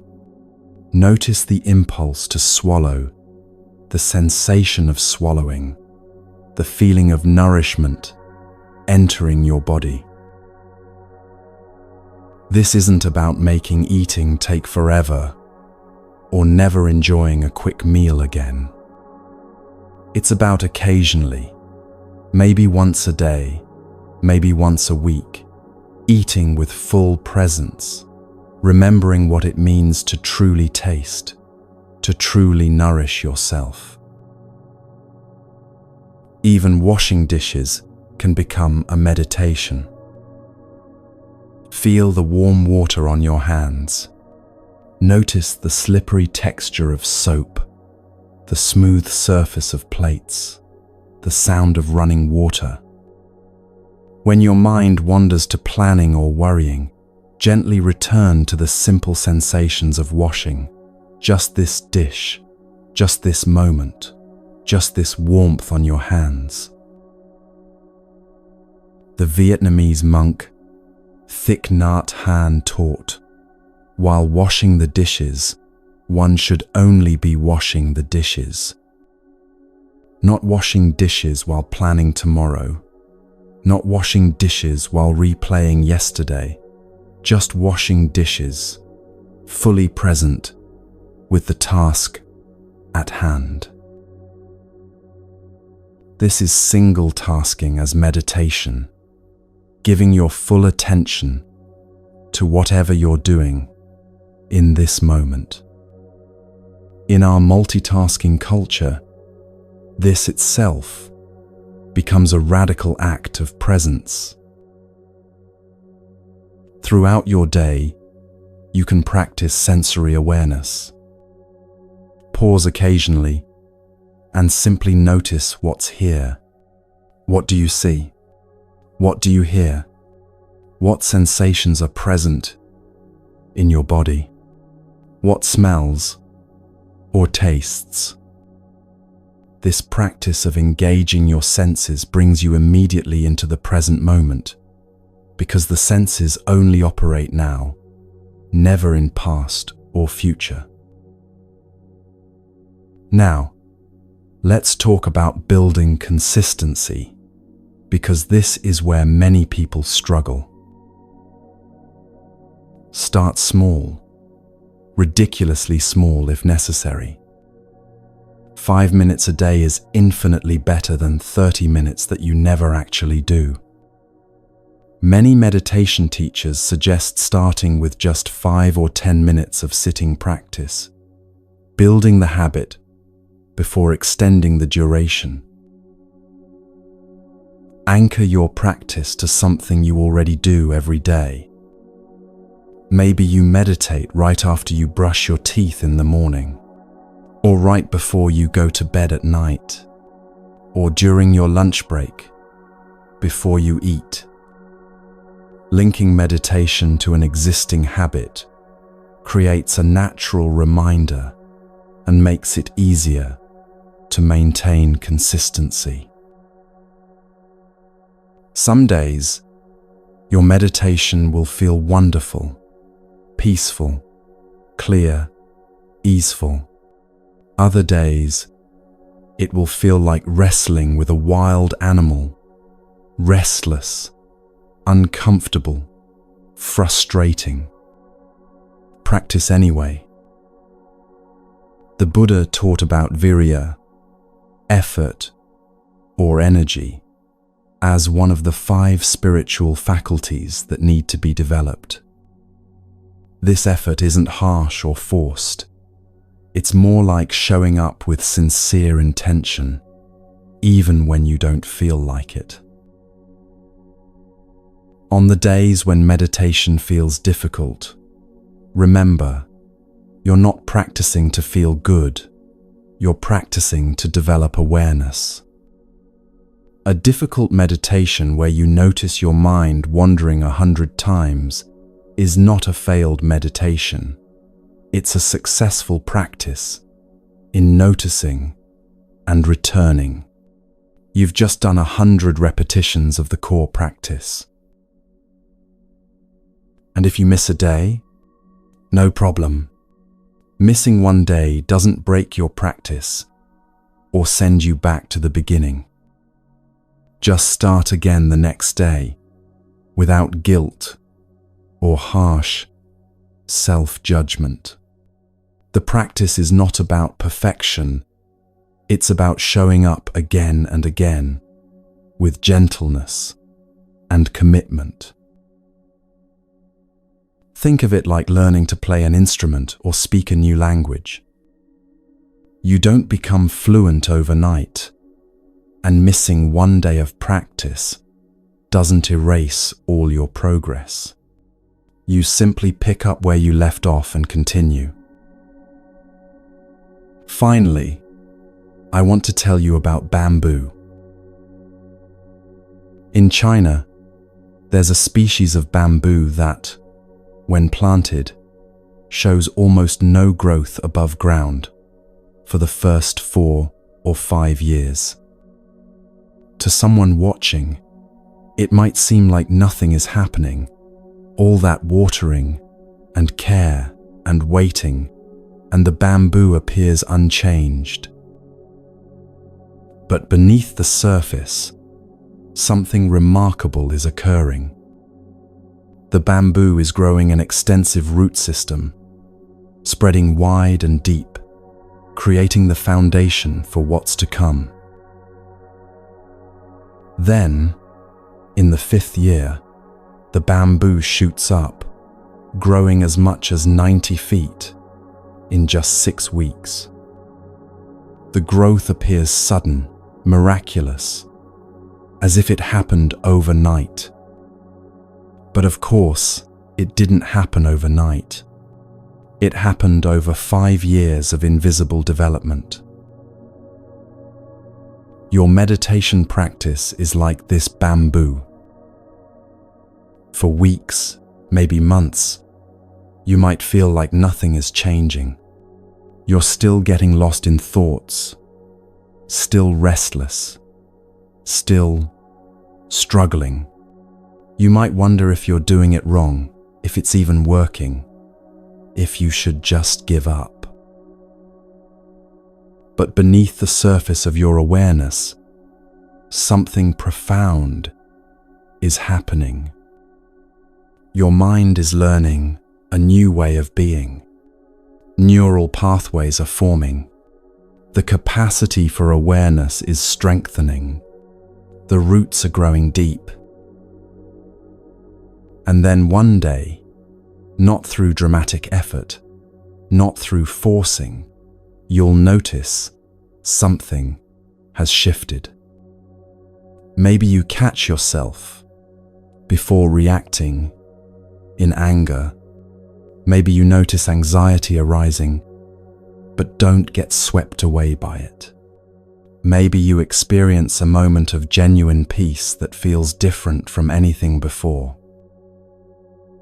The results come slowly, then suddenly, but they come from the daily practice of showing up, watering the bamboo, trusting the process even when you can't see the growth. So be patient with yourself. Trust the practice. Keep showing up, day after day, with whatever time you have, whatever sincerity you can bring. The lake is settling, even when you can't see it yet. The roots are growing deep, preparing for the growth to come. And as your practice deepens, as meditation becomes woven into the fabric of your daily life, you'll need wisdom to carry this peace into the world, to navigate relationships, challenges, and the ordinary difficulties of being human with greater skill and compassion.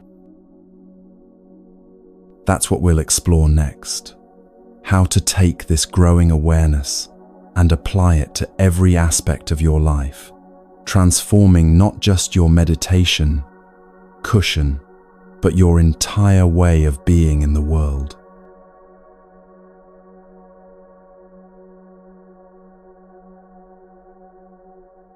We live in a world of instant everything. Instant coffee, instant messaging, instant downloads. We can order something online and have it delivered within hours. We can find any answer within seconds. We've become accustomed to immediate results, quick fixes. And so when we turn to meditation, we often bring that same expectation. How long until I feel better? When will I stop feeling anxious? How many sessions until I'm at peace? We want the microwave version of enlightenment. But the mind doesn't work that way. The deepest transformations take time, not because there's something wrong with you, but because genuine transformation is like the bamboo we talked about earlier. It requires deep roots before visible growth can happen. Think about an athlete training for a marathon.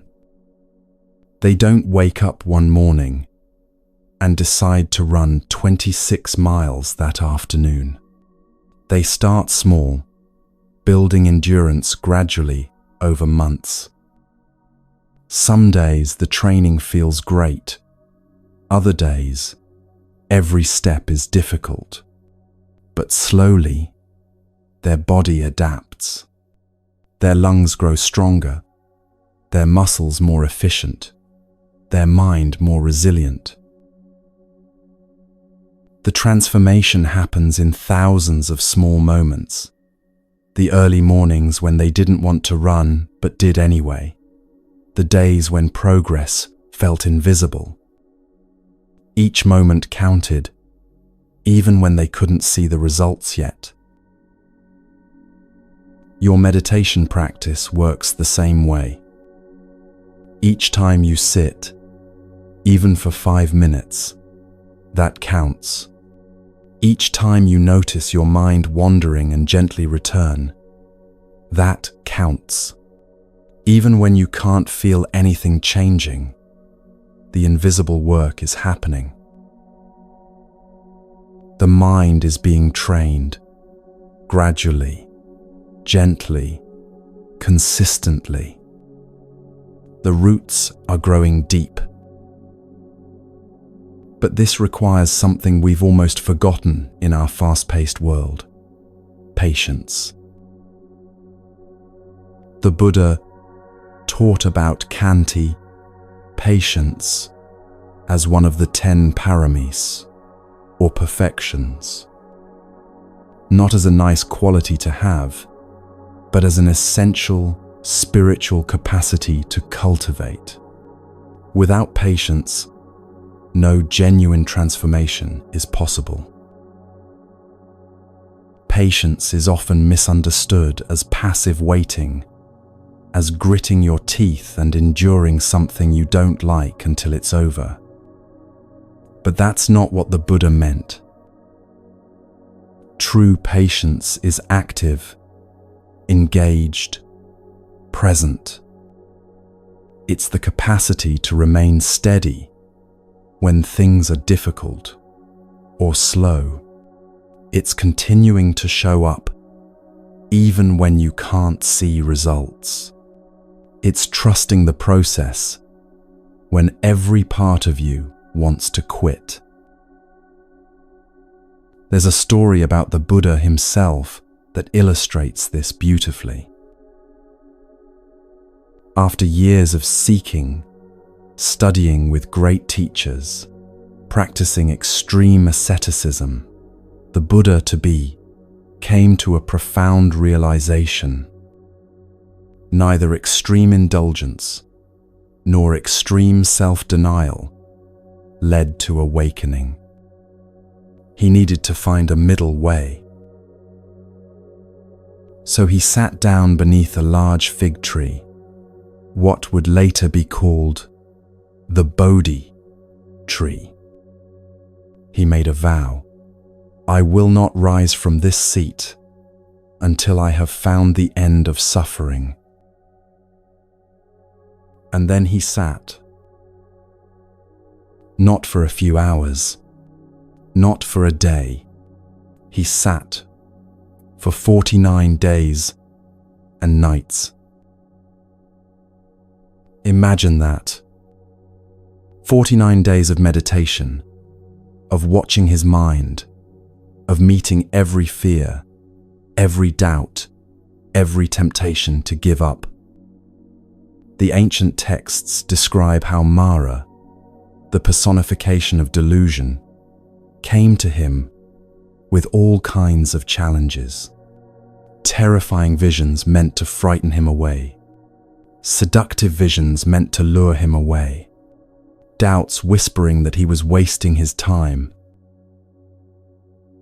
But the Buddha sat with patience, not pushing away the difficulties, not grasping at pleasant states, just remaining steady, present, committed to seeing through to the truth.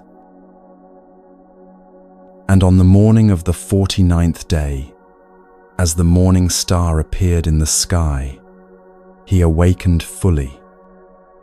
Not because he forced it through sheer willpower, but because he had the patience to remain present through the entire process of transformation. Now, you and I probably won't sit under a tree for 49 days. And we don't need to. But we can learn from this teaching. Patience is what allows genuine transformation to unfold. There are 3 kinds of patience the Buddha taught us to develop. First, patience with yourself. Patience with your restless mind, your wandering attention, your habits that don't change overnight. When you judge yourself for being bad at meditation, you're lacking patience with yourself. Second, patience with the process. Some days meditation feels expansive and peaceful. Other days it feels like sitting with a tornado.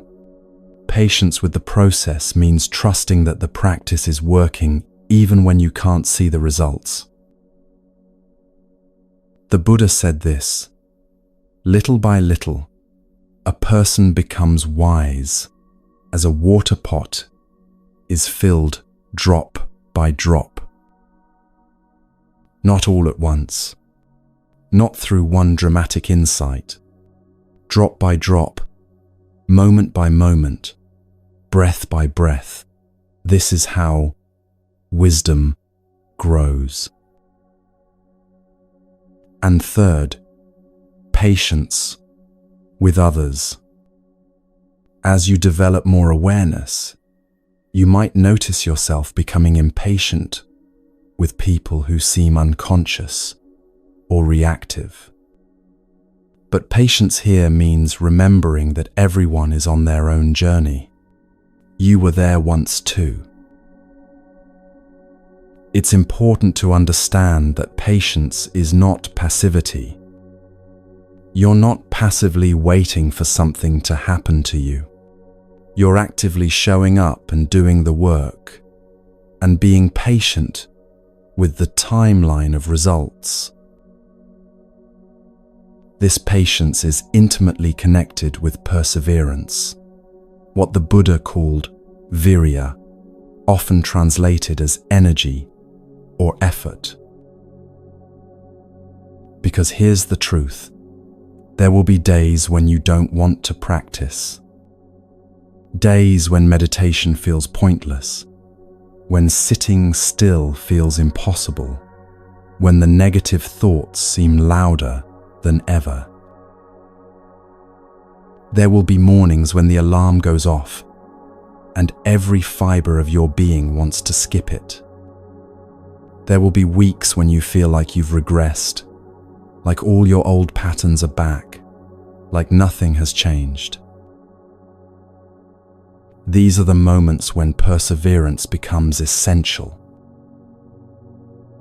The Buddha taught about samma vayama, right effort, as one of the 8 factors of the Noble Eightfold Path. He described 4 types of effort. First, the effort to prevent unwholesome states from arising. This is guarding the doors of your senses, being mindful about what you expose yourself to. Second, the effort to abandon unwholesome states that have already arisen. When you notice anger or anxiety present, you make the effort to let it go, not by suppressing it, but by not feeding it. Third, the effort to cultivate wholesome states that haven't yet arisen. This is actively practicing kindness, compassion, patience. And fourth, the effort to maintain wholesome states that are already present.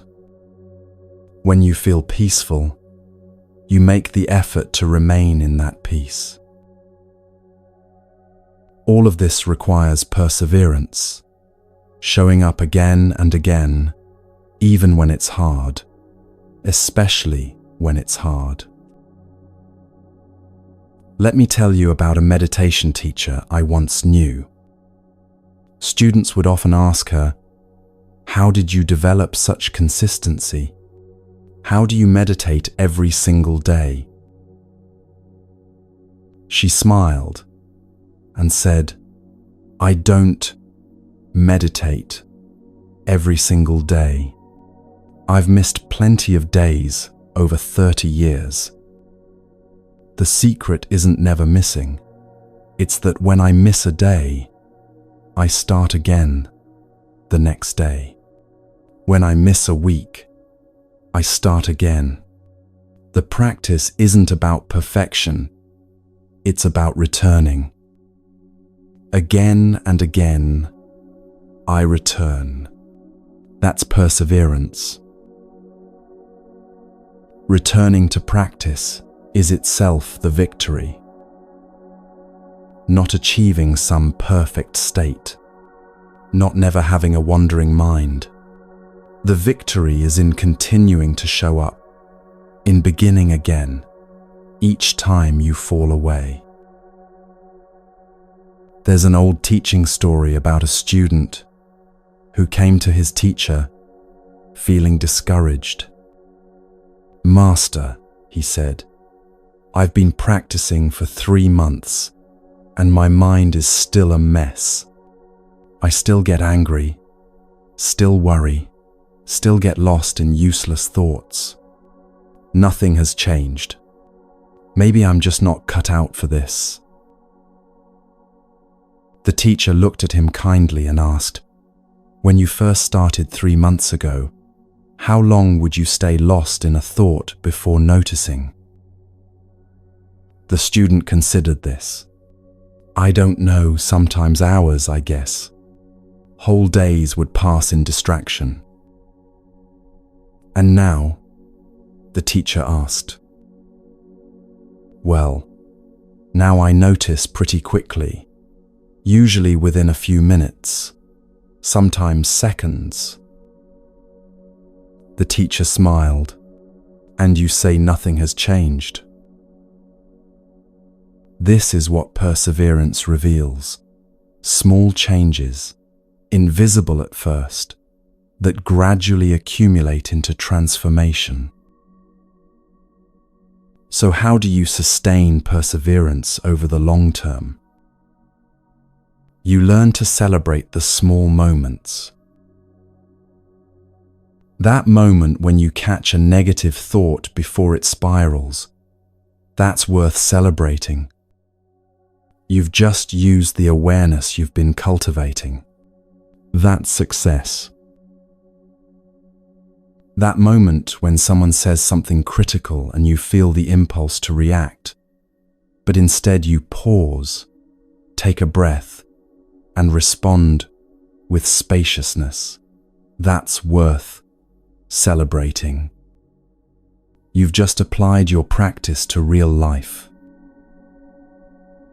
That moment when you sit down to meditate, even though you don't feel like it, that's worth celebrating. You've just chosen practice over comfort. One conscious breath is success. One moment of noticing is progress. One return to awareness is victory. The path of practice is not linear. You won't improve steadily in a neat, upward trajectory. Some weeks you'll feel great, followed by weeks where everything feels harder. This is normal. This is the process. Progress looks more like a spiral than a straight line. You come back around to similar challenges, but each time from a slightly different angle, with slightly more wisdom. Be compassionate with yourself when progress feels slow or invisible. Remember that you're working against years of conditioning, habitual ways of thinking that have been reinforced thousands of times. Of course, it takes time to establish new patterns. Of course, there will be setbacks. But here's what I promise you. If you stay with this practice, if you continue to show up with patience and perseverance, something beautiful begins to happen. Not all at once, not dramatically, but gradually, naturally, like the sun rising. You'll notice moments of peace where there used to be only anxiety. Spaces of clarity where there used to be confusion. a capacity to remain steady when things are difficult, a kindness toward yourself that wasn't there before. These moments multiply, these spaces expand, and one day you'll look back and realize something fundamental has shifted. Not because you forced it, but because you had the patience to trust the process and the perseverance to keep showing up day after day, breath after breath. The water pot fills drop by drop.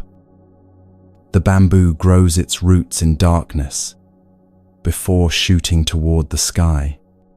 And your mind transforms through this simple, profound practice of returning again and again to awareness, to presence, to this moment right here.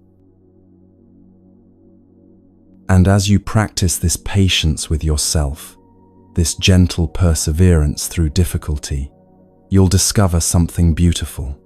This very practice becomes a doorway into gratitude, into appreciating what's already here, into recognizing the preciousness of each moment, even the difficult ones.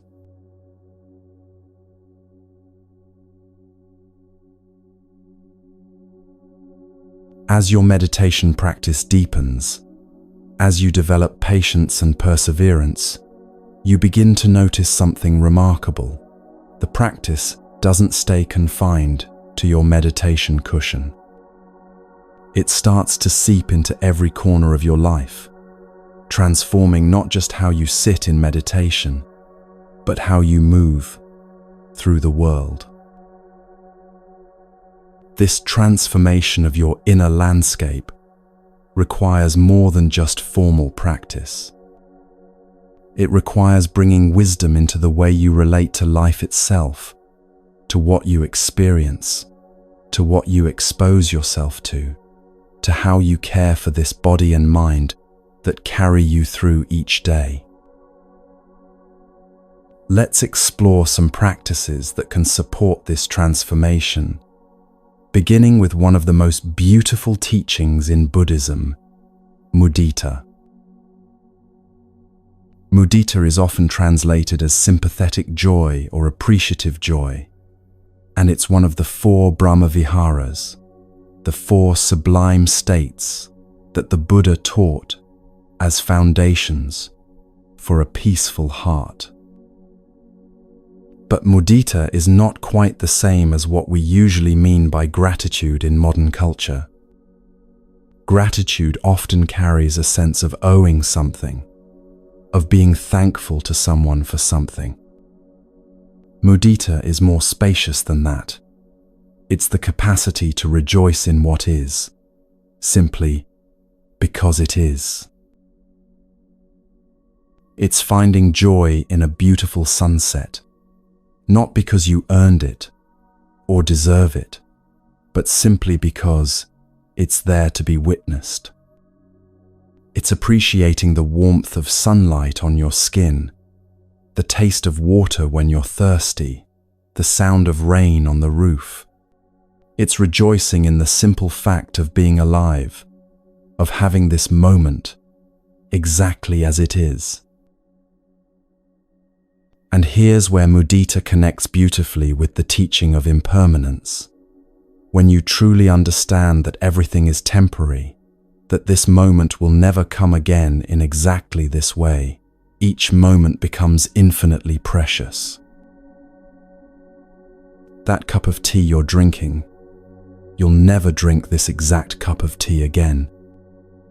This breath you're breathing, once it's gone forever, replaced by a new breath. This conversation with a friend, it exists only once, in this unique moment, and then it becomes memory. Impermanence, which can sound sad or depressing at first, actually makes everything sacred. Nothing is ordinary, when you realize it's fleeting. Everything deserves your full presence, your appreciation, your joy. You can practice mudita formally as a kind of reflection, not making a list to check off, but sitting quietly and allowing yourself to feel appreciation for what's present in your life. Perhaps you bring to mind 3 things from your day, maybe the way morning light came through your window, or a kind word someone spoke, or the fact that you have food to eat. But instead of just thinking about them, you let yourself actually feel the joy of them. You let that appreciation fill your chest, warm your heart. This isn't forced positivity or pretending everything is perfect. It's training your mind to notice what's good, what's beautiful, what's working, not to deny the difficulties, but to create balance. Because the mind, left untrained, naturally focuses on problems and threats. Mudita gently reorients your attention. But mudita extends beyond appreciation for your own life. It includes rejoicing in the happiness and success of others. This is where mudita becomes revolutionary. In a culture that often breeds comparison and competition, mudita invites you to genuinely celebrate when others do well. When a friend gets a promotion, instead of comparing it to your own career or feeling envious, you practice feeling joy for their joy. When someone shares good news, instead of diminishing it or making it about yourself, you practice pure rejoicing in their happiness. This is much harder than it sounds, isn't it? Envy and comparison can arise so automatically. But this is exactly why mudita is a practice. You're training your heart to expand, to celebrate abundance wherever it appears, to recognize that someone else's joy doesn't diminish your own. The Buddha taught that mudita is the direct antidote to envy, jealousy, and the feeling of lack. When you can genuinely rejoice in others' happiness, you begin to see that joy itself is not scarce. There's enough for everyone. In fact, the more you celebrate joy wherever it appears, the more joy you experience yourself. So as you move through your day, you might pause occasionally and ask yourself, what can I appreciate right now? Not to create a false cheerfulness, but to notice what's actually present that brings even a small sense of joy or beauty or goodness. And when you encounter others' happiness, can you let yourself feel genuine pleasure in their pleasure?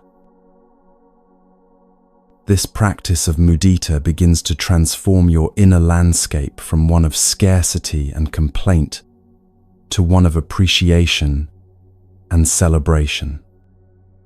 And this, in turn, makes your mind a more peaceful place to live. But cultivating a peaceful mind isn't just about what you do during formal practice or reflection. It's also about what you expose yourself to throughout the day. The Buddha taught about indriya samvara, guardianship of the sense doors. This might sound restrictive at first, like you need to close yourself off from the world or deny yourself pleasure. But that's not what the Buddha meant. This teaching isn't about deprivation. It's about wisdom. about recognizing that what you expose yourself to shapes your mind. Think of your senses as doors. Through the door of your eyes, visual information enters. Through your ears, sounds enter. Through touch, taste, smell, all these are doorways through which the world enters your consciousness and affects your mind. If you leave all these doors wide open with no discernment about what comes through, your mind becomes cluttered, agitated, overwhelmed. It's like living in a house where you never close the doors or windows. Eventually everything blows in. Dust, noise, debris, whatever the wind carries. Wise guardianship doesn't mean slamming all the doors shut and living in isolation. It means being mindful, being selective, being wise about what you invite into your consciousness. The Buddha also taught about kalyana mittata, good friendship, good companionship. He said that good friends are not just helpful on the spiritual path, they are the entire path, because who you spend time with shapes who you become.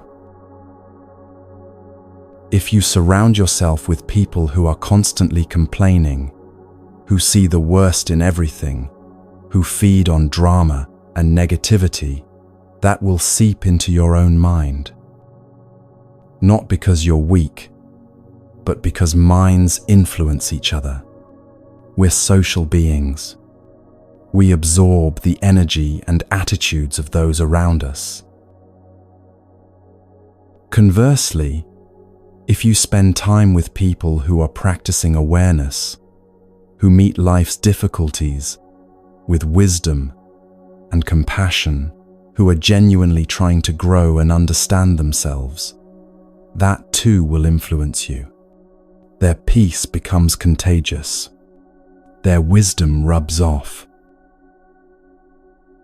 This doesn't mean you abandon people who are struggling or only associate with perfect people.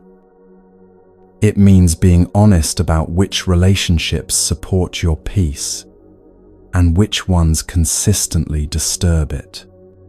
It means sometimes creating boundaries, limiting time with people whose energy depletes you, seeking out those whose presence uplifts you. In our modern world, we have a new sense door that the Buddha never encountered: screens. Digital media, social media, news, entertainment, the endless scroll. This has become one of the primary ways information enters our consciousness. What are you feeding your mind through this door? Are you scrolling through social media first thing in the morning, filling your mind with comparison, outrage, anxiety before you've even fully woken up? Are you consuming news constantly, keeping yourself in a state of low-grade stress about things you cannot control? Are you watching content that leaves you feeling agitated, envious, or disturbed? I'm not suggesting you become uninformed or disconnect completely from the world. I'm suggesting you become wise about what you consume and when. Maybe you choose specific times to check news or social media rather than having it constantly accessible. Maybe you notice which content leaves you feeling more peaceful and which leaves you feeling worse, and you make choices accordingly. Even your physical environment shapes your mind. Clutter in your space often reflects and creates clutter in your mind. The practice of decluttering becomes a practice of letting go, of releasing attachment to objects you don't need, of simplifying, of creating space. You don't need to become a minimalist or live in an empty room, but notice how you feel in a clean, organized space versus a chaotic, cluttered one. Notice how simplicity in your environment can support clarity in your mind.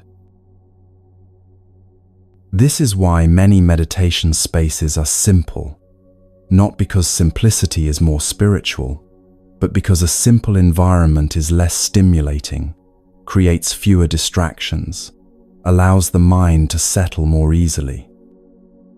You're not decorating a sacred space with special objects. You're creating space itself, openness, room to breathe.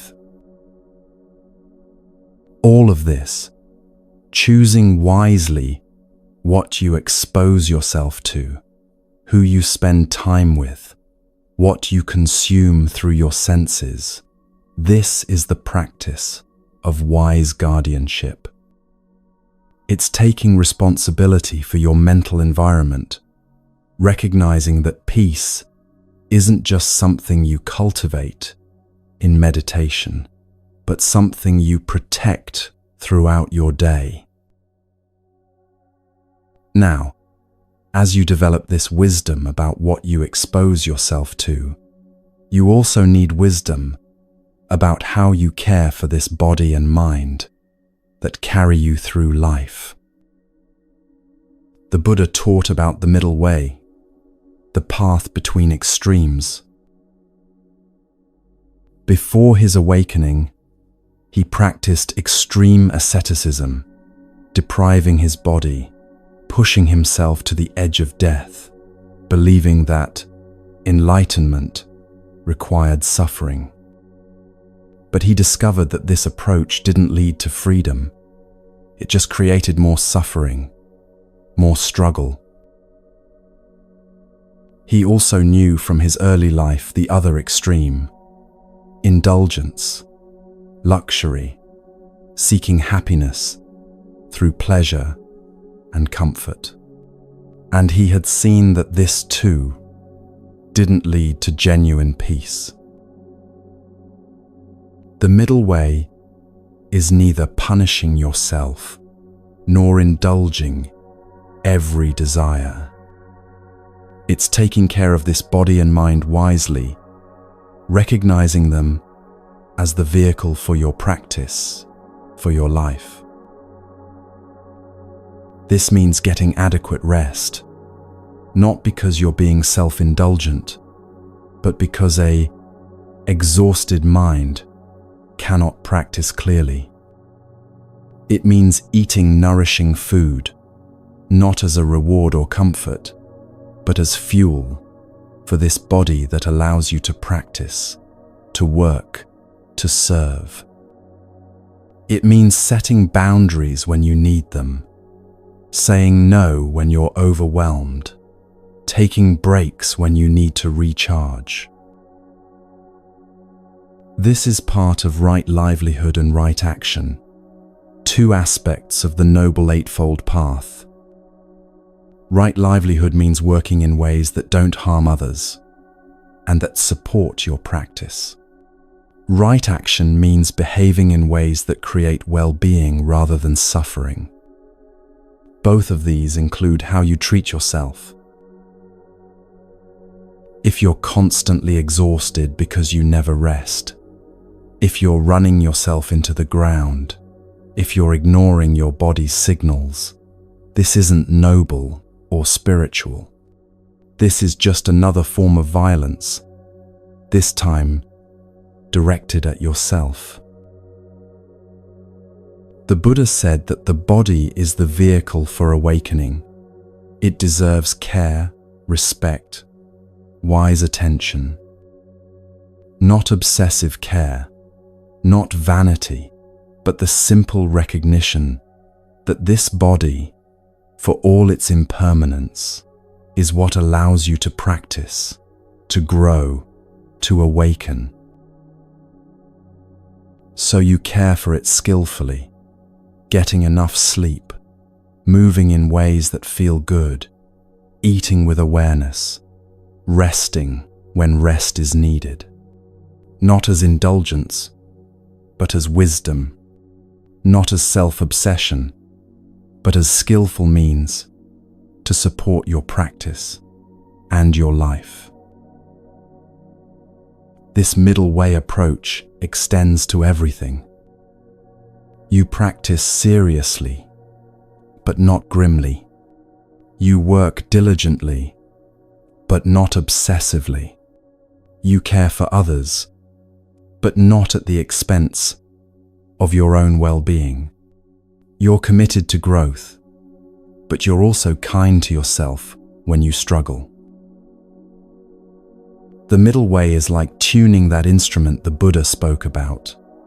Not too tight, not too loose, but just right for making beautiful music.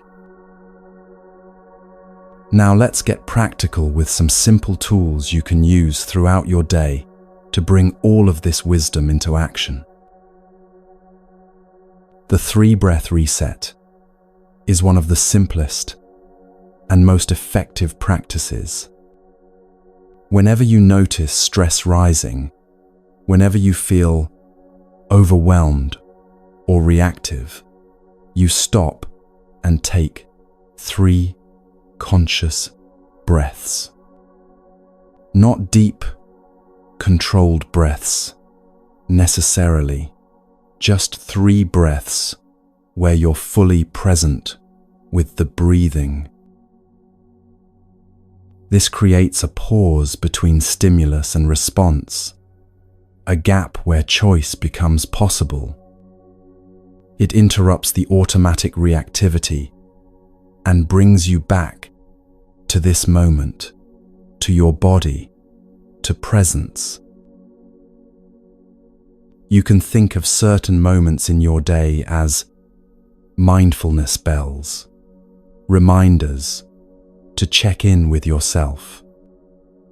Maybe every time you walk through a doorway, you take 1 conscious breath. Maybe every time your phone rings, before answering, you pause and notice, where is my mind right now?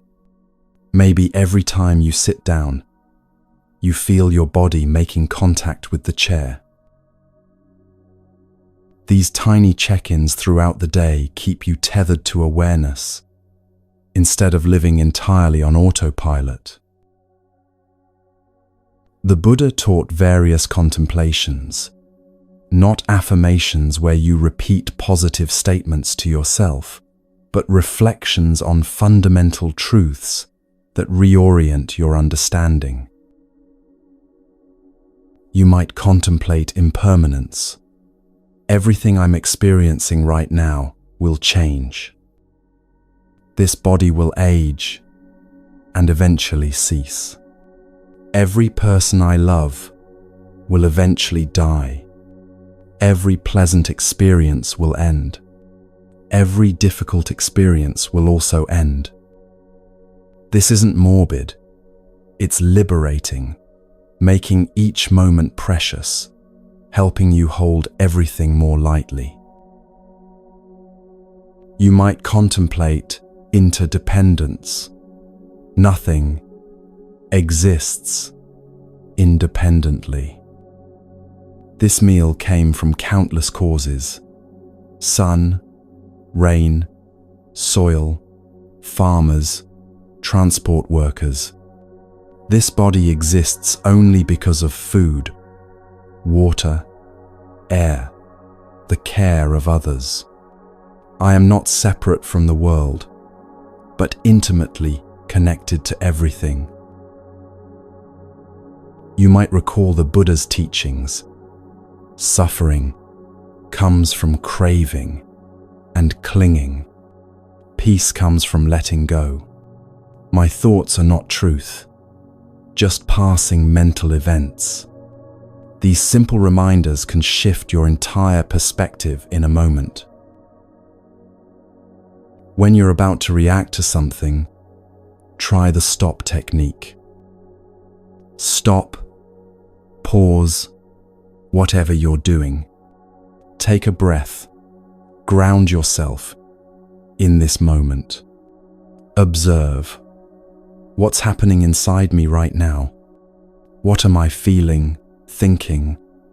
What impulse is arising? Proceed. Now respond with awareness rather than reacting automatically. Remember the Buddha and the angry man?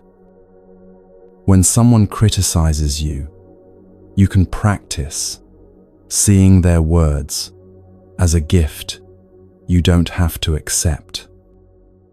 You can acknowledge what's useful in their feedback without taking on their anger or judgment as your truth. You can recognize that their words say more about their state of mind than about your worth. Let's say you're stuck in traffic, feeling frustration rising. 3 conscious breaths. Notice the tension in your shoulders. Soften it.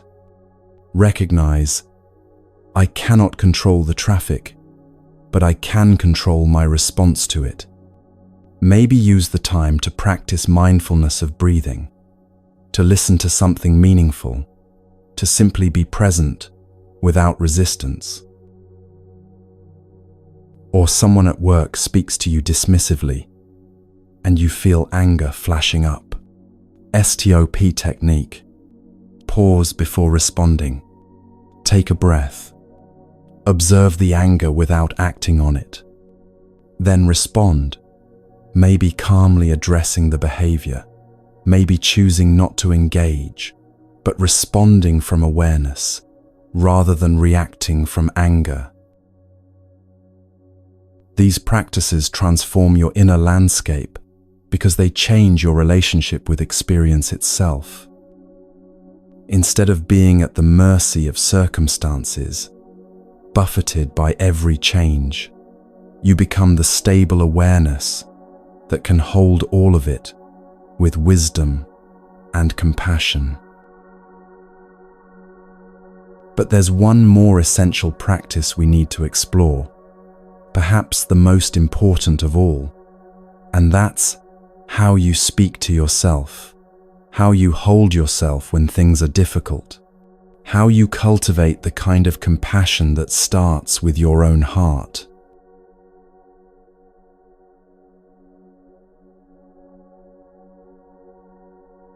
There's a voice inside your head that you've been listening to for years, maybe your entire life. It speaks to you constantly, commenting on everything you do, evaluating every choice, judging every mistake. And if you're like most people, this voice is not kind. It's the voice that says, you're not good enough, not smart enough, not doing enough. The voice that highlights every flaw, remembers every failure, predicts every disappointment. The voice that says you should be better, do more, try harder, and when you fall short, it says, see, I told you so. This harsh inner critic is so familiar you might not even notice it anymore. But it's causing tremendous suffering, a suffering you've become so accustomed to that it feels normal. Here's something remarkable. Most people speak to themselves far more harshly than they would ever speak to someone they love. Imagine a friend comes to you having made a mistake. How would you respond? Probably with kindness, understanding, reassurance that everyone makes mistakes. Now imagine you make the same mistake. How does your inner voice respond? "You idiot. How could you be so careless? You always mess things up." This double standard is almost universal. We extend compassion to others while withholding it from ourselves. We understand that others are human, imperfect, doing their best, but we expect perfection from ourselves. Why? Sometimes we believe that being harsh will motivate us to improve. We think that if we're too kind to ourselves, we'll become lazy. We think self-criticism is necessary for growth. But the Buddha knew this wasn't true. Harsh self-judgment doesn't motivate change. It creates shame, which actually makes change harder. It's like trying to water a garden by beating the plants with a stick. The Buddha taught something radical. You, yourself, as much as anybody in the entire universe, deserve your love and affection. Not when you're perfect, not when you've achieved enough. Right now, exactly as you are, you deserve your own love and compassion. This isn't selfish. This is the foundation of genuine spiritual practice. Because how can you offer true compassion to others if you can't offer it to yourself? How can you practice non-judgment toward others while constantly judging yourself? Self-compassion isn't separate from compassion for others. It's the foundation, the source. When you learn to hold yourself with kindness, that kindness naturally extends outward to everyone you meet. So how do we cultivate this? The Buddha gave us a powerful practice: metta bhavana, loving, kindness, meditation. Metta is often translated as loving kindness, but it's more than just a warm feeling. It's an active wish for well-being, for yourself, and for all beings. The traditional practice begins with yourself, which often surprises people. Many spiritual traditions emphasize putting others first, so starting with yourself can feel uncomfortable. But the Buddha's instruction was clear. You must begin with yourself. Why? Because you can't give what you don't have. If your heart is closed to yourself, that's what will leak out toward others, no matter how hard you try to be kind. But when you've learned to hold yourself with genuine compassion, that compassion becomes abundant, overflowing naturally. Let me guide you through the practice. Find a comfortable position, sitting or lying down. Close your eyes if that feels comfortable. Take a few breaths to settle, to arrive in this moment. Now bring your awareness to yourself, sitting here. You might visualize yourself, or simply feel your own presence, or place a hand on your heart as a gesture of kindness. Then begin repeating these phrases, directing them toward yourself with genuine intention. May I be safe. May I be happy. May I be healthy. May I be peaceful. Say these phrases slowly, letting each one land. Don't rush through them. Really mean them. Let yourself feel the wish behind the words. May I be safe. May I be protected from harm, internal and external. May I be happy. May I experience joy, contentment, the simple pleasure of being alive. May I be healthy. May this body, which carries me through life, be strong and well. May I be peaceful. May I know the deep peace that comes from within, regardless of circumstances. If you notice resistance arising, and you probably will, that's okay. This is completely normal. You might hear that inner critic saying, "This is stupid," or "I don't deserve this." You might feel uncomfortable, like you're lying to yourself. Notice the resistance with compassion. Say to yourself, this is hard. That's okay. I'm learning." And gently return to the phrases. This is not forced positivity. You're not trying to convince yourself that everything is perfect. You're simply practicing wishing yourself well, the same way you would wish a loved one well, even when they're struggling. Some people find it helpful to visualize a warm, gentle light in their heart area, glowing with each phrase.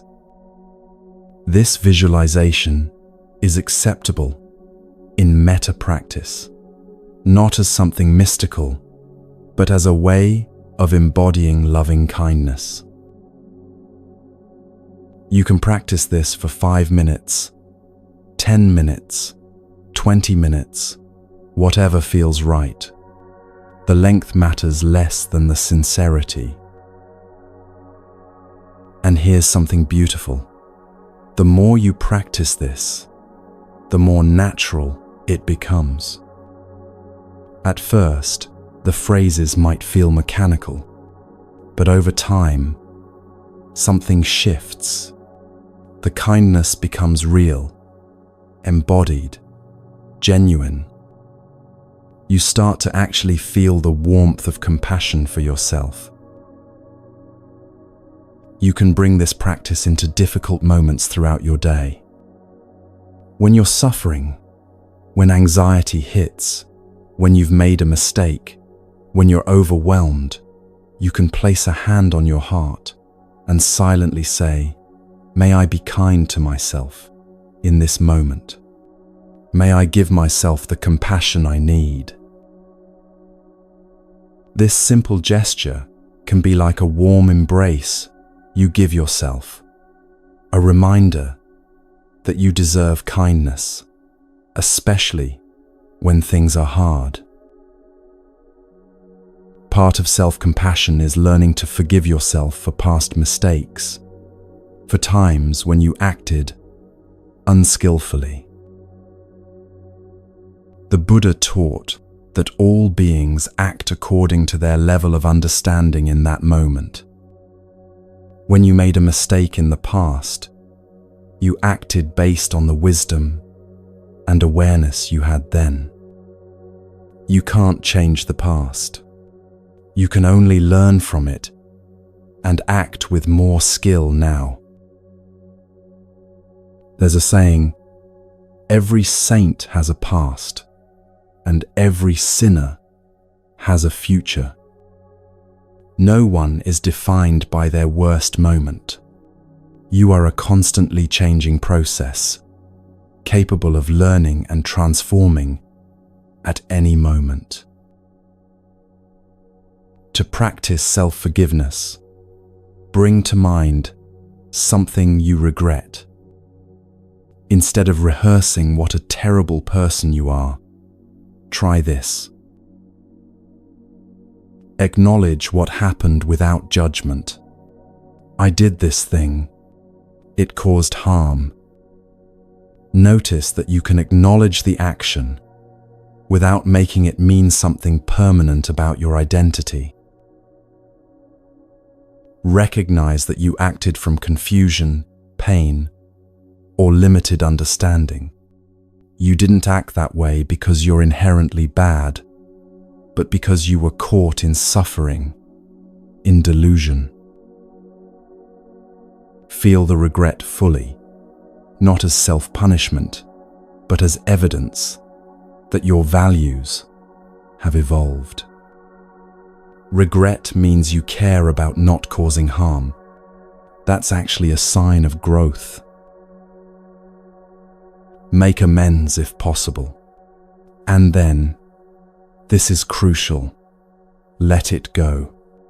Carrying shame doesn't undo the past. It only creates more suffering in the present. Learn the lesson, then release the burden. You might say, I forgive myself for not knowing then what I know now. I forgive myself for being human. I release this shame.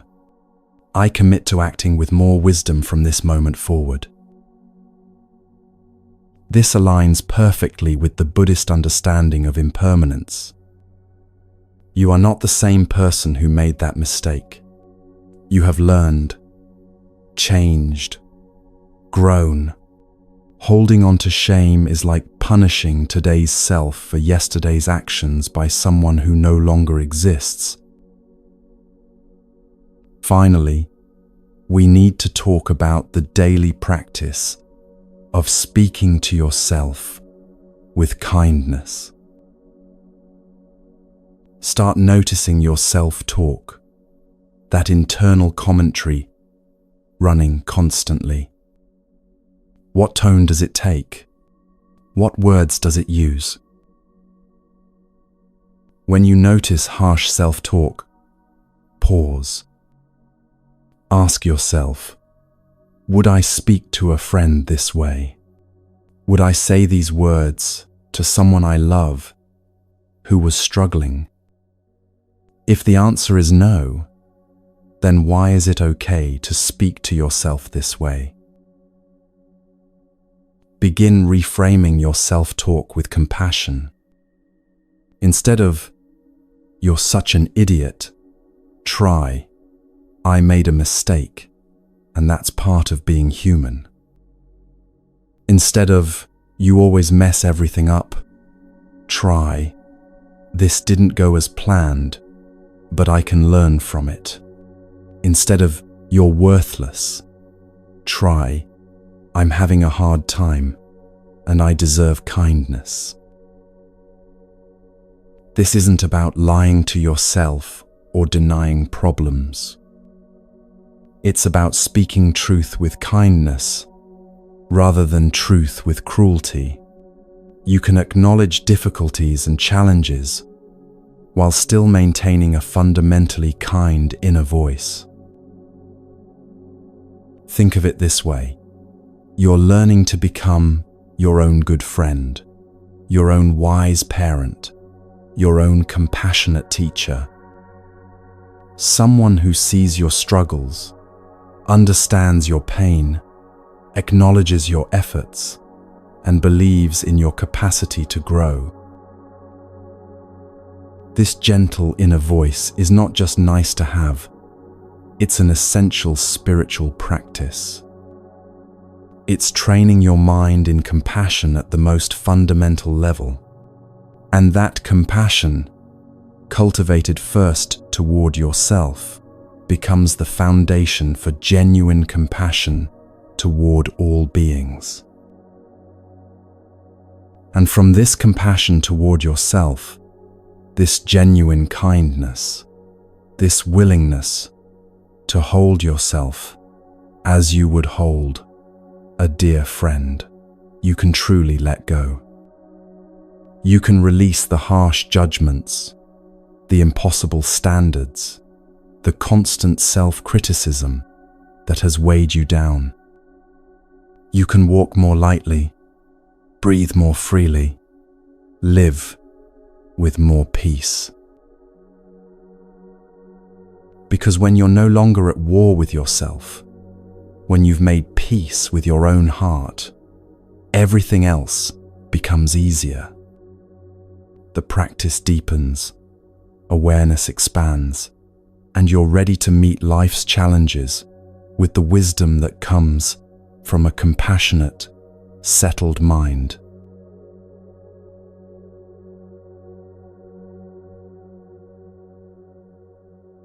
Take a moment and think about everything you tried to control yesterday. Maybe you tried to control how quickly traffic moved on your way to work. Maybe you tried to control what someone else thought about you, or how they responded to something you said. Maybe you tried to control the weather, or how your body felt, or whether a project went exactly as planned. Now notice something. How much of that actually worked? Here's a truth that's both sobering and liberating. Most of what we spend our energy trying to control is completely beyond our control. You cannot control other people, what they think, what they feel, what they choose to do.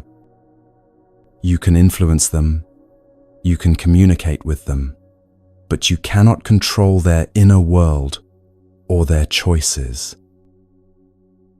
You cannot control the past. It's done, finished, unchangeable, no matter how many times you replay it or wish it had gone differently. You cannot control the future.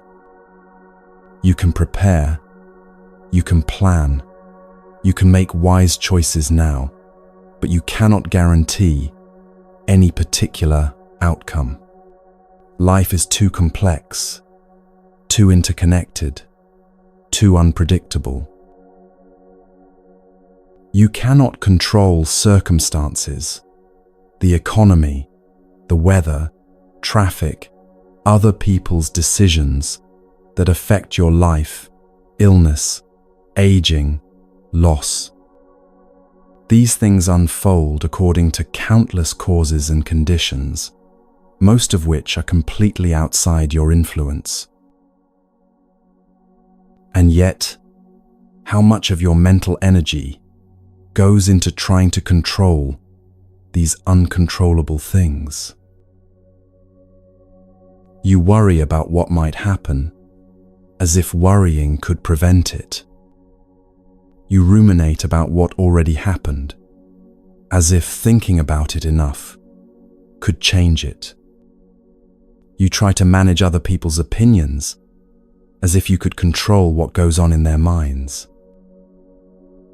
This is exhausting.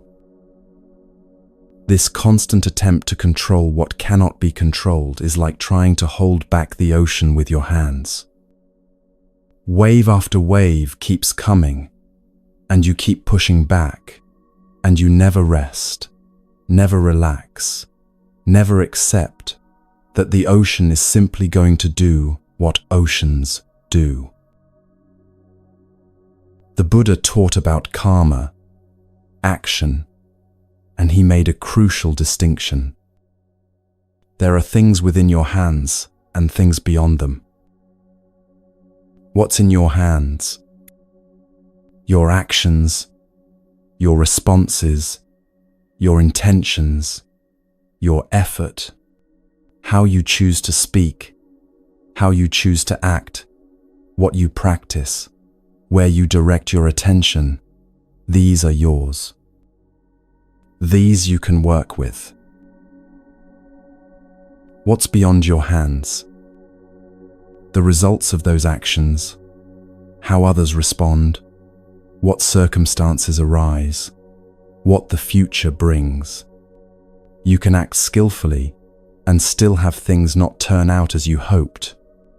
You can try your best and still face difficulties.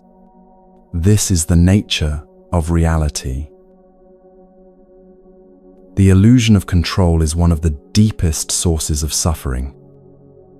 We think if we just worry enough, plan enough, try hard enough, we can make life go the way we want it to go.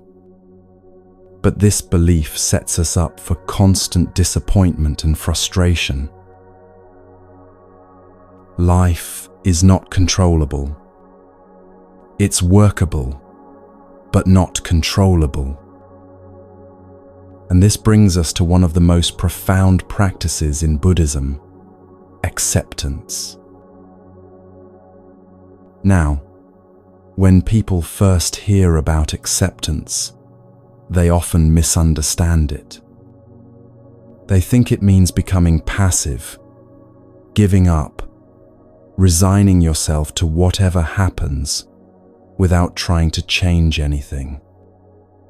They think it means you shouldn't care, shouldn't try, shouldn't have preferences. But that's not what the Buddha taught. Acceptance doesn't mean resignation. It doesn't mean you stop working to improve things, or that you become indifferent to suffering. Acceptance means seeing clearly what is, without the distortion of wishing it were different. It means acknowledging reality as it actually exists in this moment, not as you wish it were or as you think it should be. This is what the Buddha called right view, seeing things as they truly are, without the overlay of your preferences, fears, or judgments. There's a phrase you've probably heard: it is what it is. Sometimes people say this with resignation, with a kind of defeated heaviness. But when understood properly, this phrase is deeply liberating. It is what it is. This situation, this moment, this circumstance, it already exists exactly as it is, regardless of whether you like it or accept it. Your resistance to it doesn't change it. It only adds an extra layer of suffering.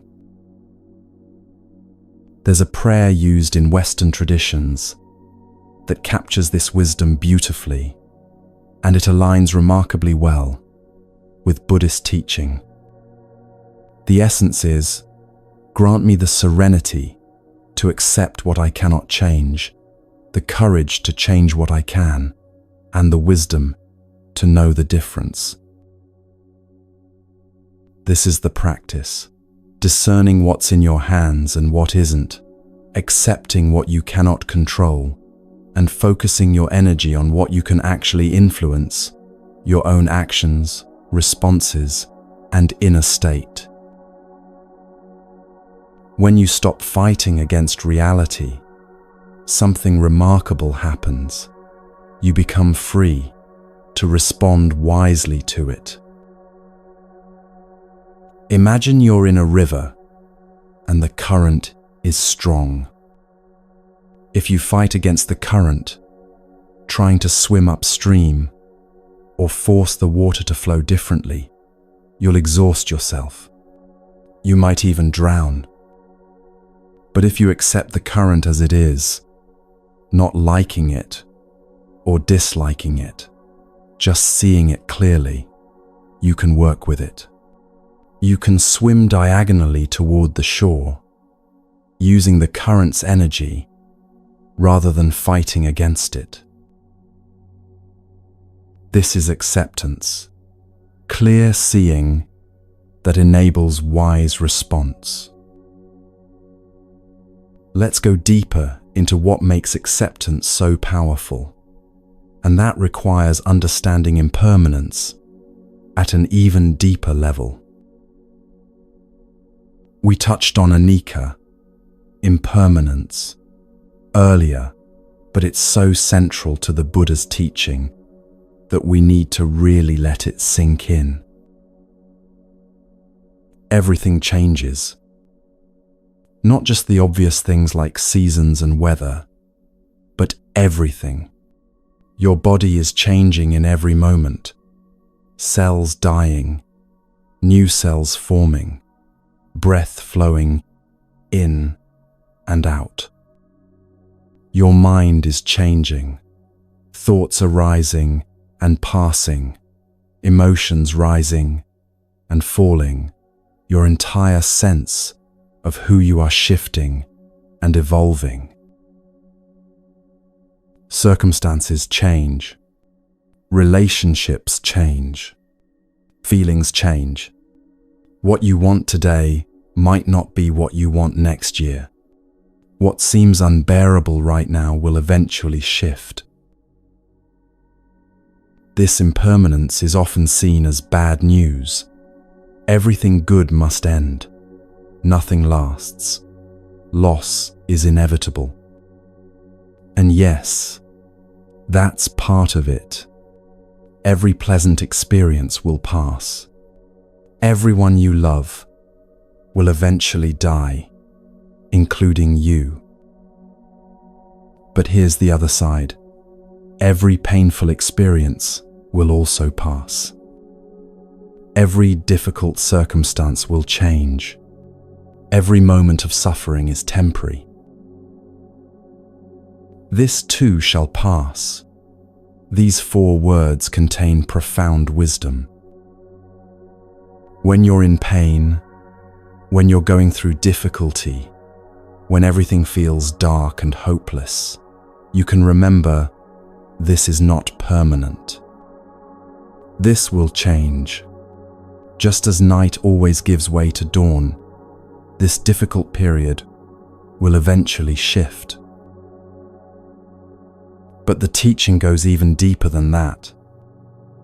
It's not just that individual experiences pass, it's that change itself is the only constant. There is no solid ground anywhere. Everything is in flux, always. This can sound frightening at first. If nothing is stable, nothing is permanent, where do you find security?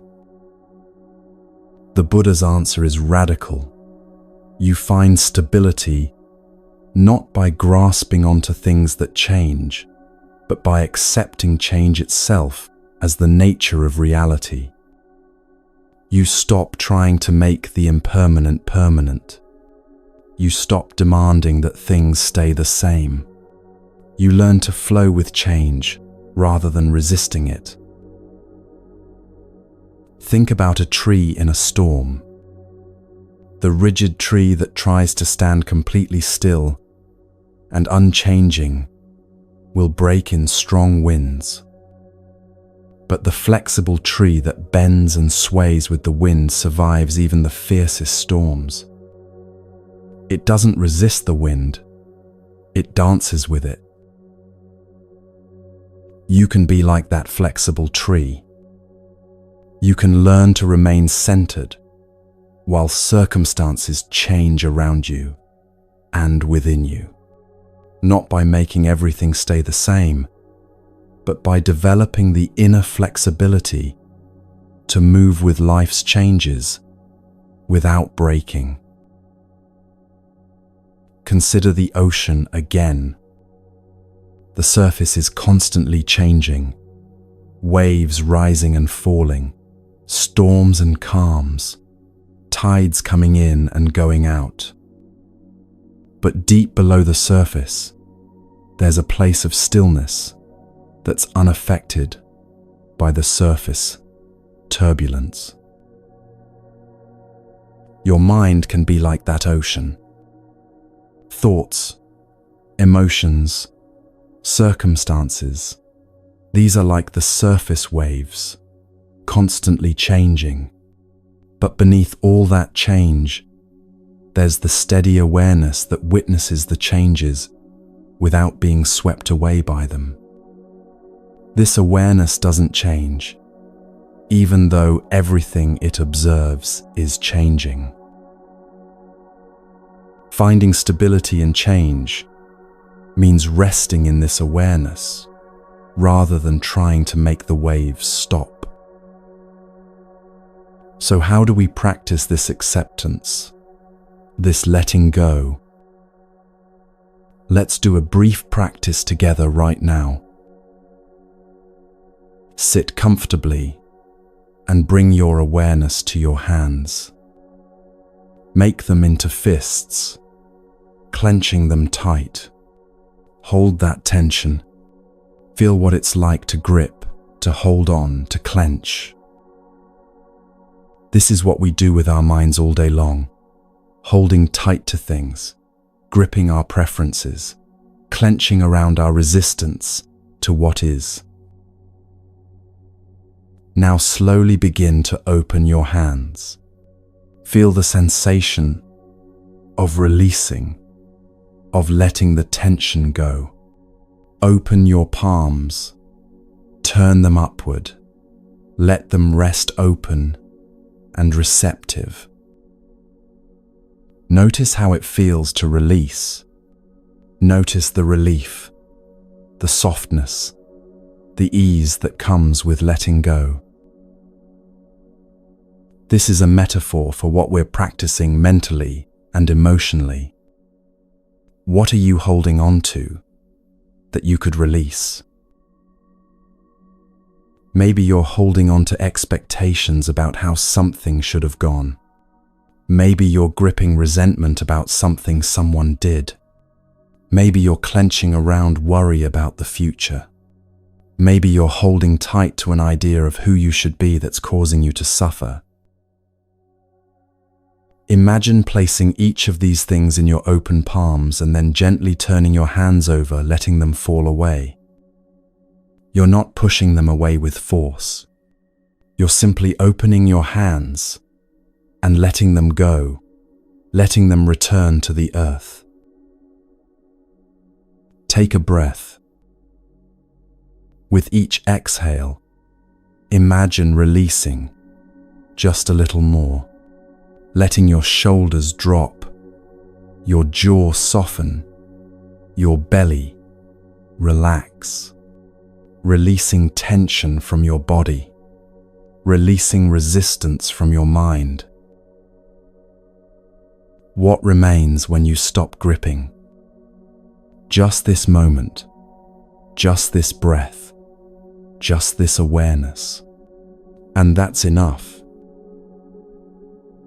Now let's bring this practice into real life, into the actual situations you face every day.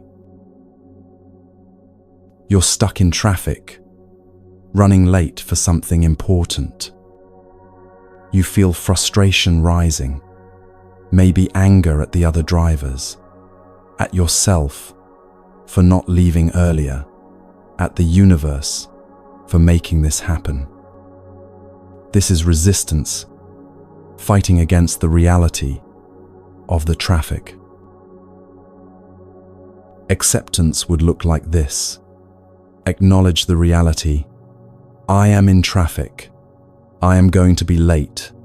This is what's happening right now. Feel the frustration without adding a story about how terrible this is or what it means about you. Take a breath and then respond. Maybe you call ahead to let someone know you'll be late. Maybe you use the time to practice mindful breathing. Maybe you listen to something meaningful. Acceptance first, then skillful response. Or perhaps you face a major disappointment.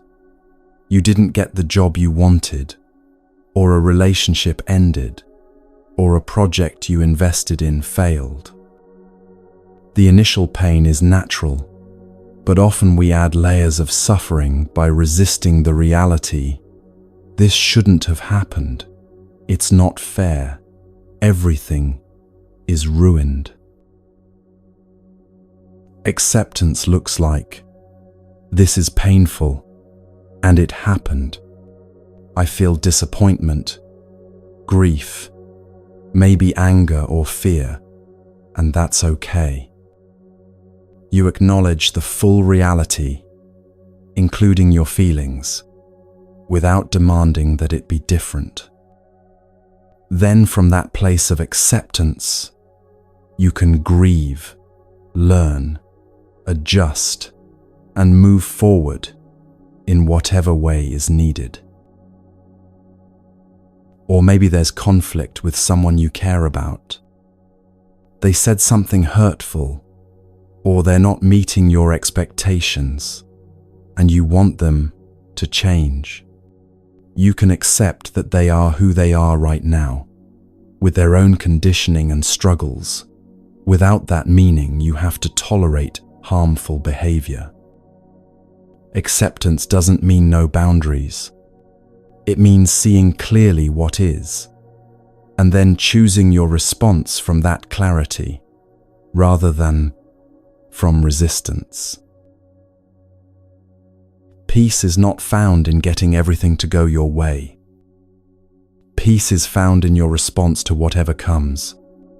When you meet life with acceptance rather than resistance, with flexibility rather than rigidity, with wisdom rather than reactivity, that's when you discover a peace that doesn't depend on circumstances.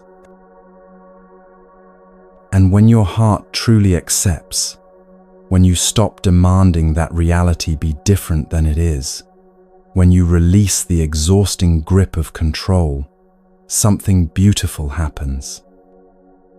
Your heart doesn't close down in resignation. It opens wider still. Because acceptance creates space. And in that space, compassion can arise for yourself, for others, for all beings navigating this difficult, beautiful, ever-changing life.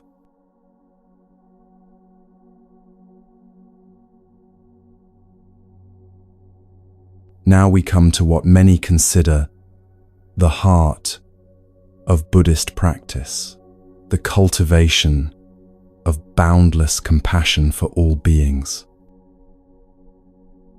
The Buddha taught 4 qualities that, when fully developed, have no limits, no boundaries, no conditions. They're called the Brahmaviharas, the 4 sublime states, or the 4 boundless abodes. The first is metta, loving kindness, the wish for all beings to be happy. Not just the people you like, not just your family and friends, but all beings everywhere, without exception. The second is karuna, compassion, the wish for all beings to be free from suffering. When you see someone in pain, karuna is what moves your heart to want to help, to ease their burden. The third is mudita, sympathetic joy, the capacity to rejoice in others' happiness and success. We explored this earlier, that beautiful quality of celebrating goodness wherever it appears.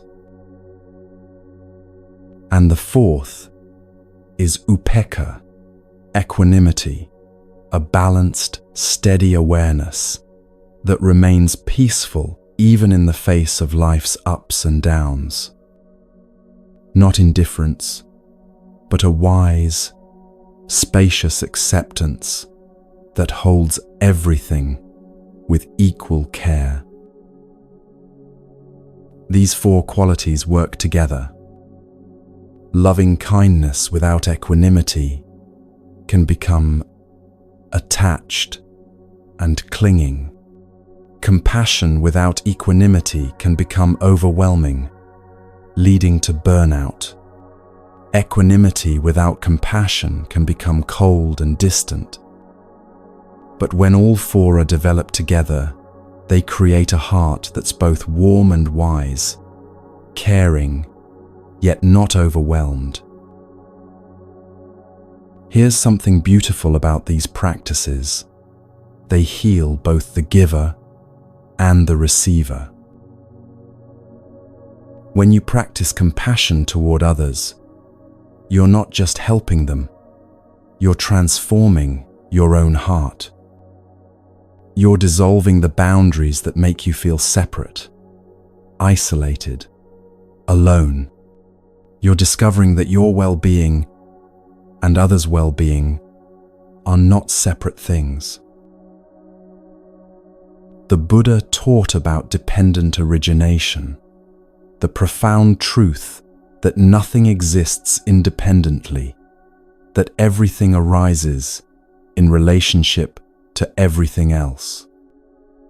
You exist only because of countless other beings and conditions. Your food comes from farmers, rain, sun, soil, transport workers.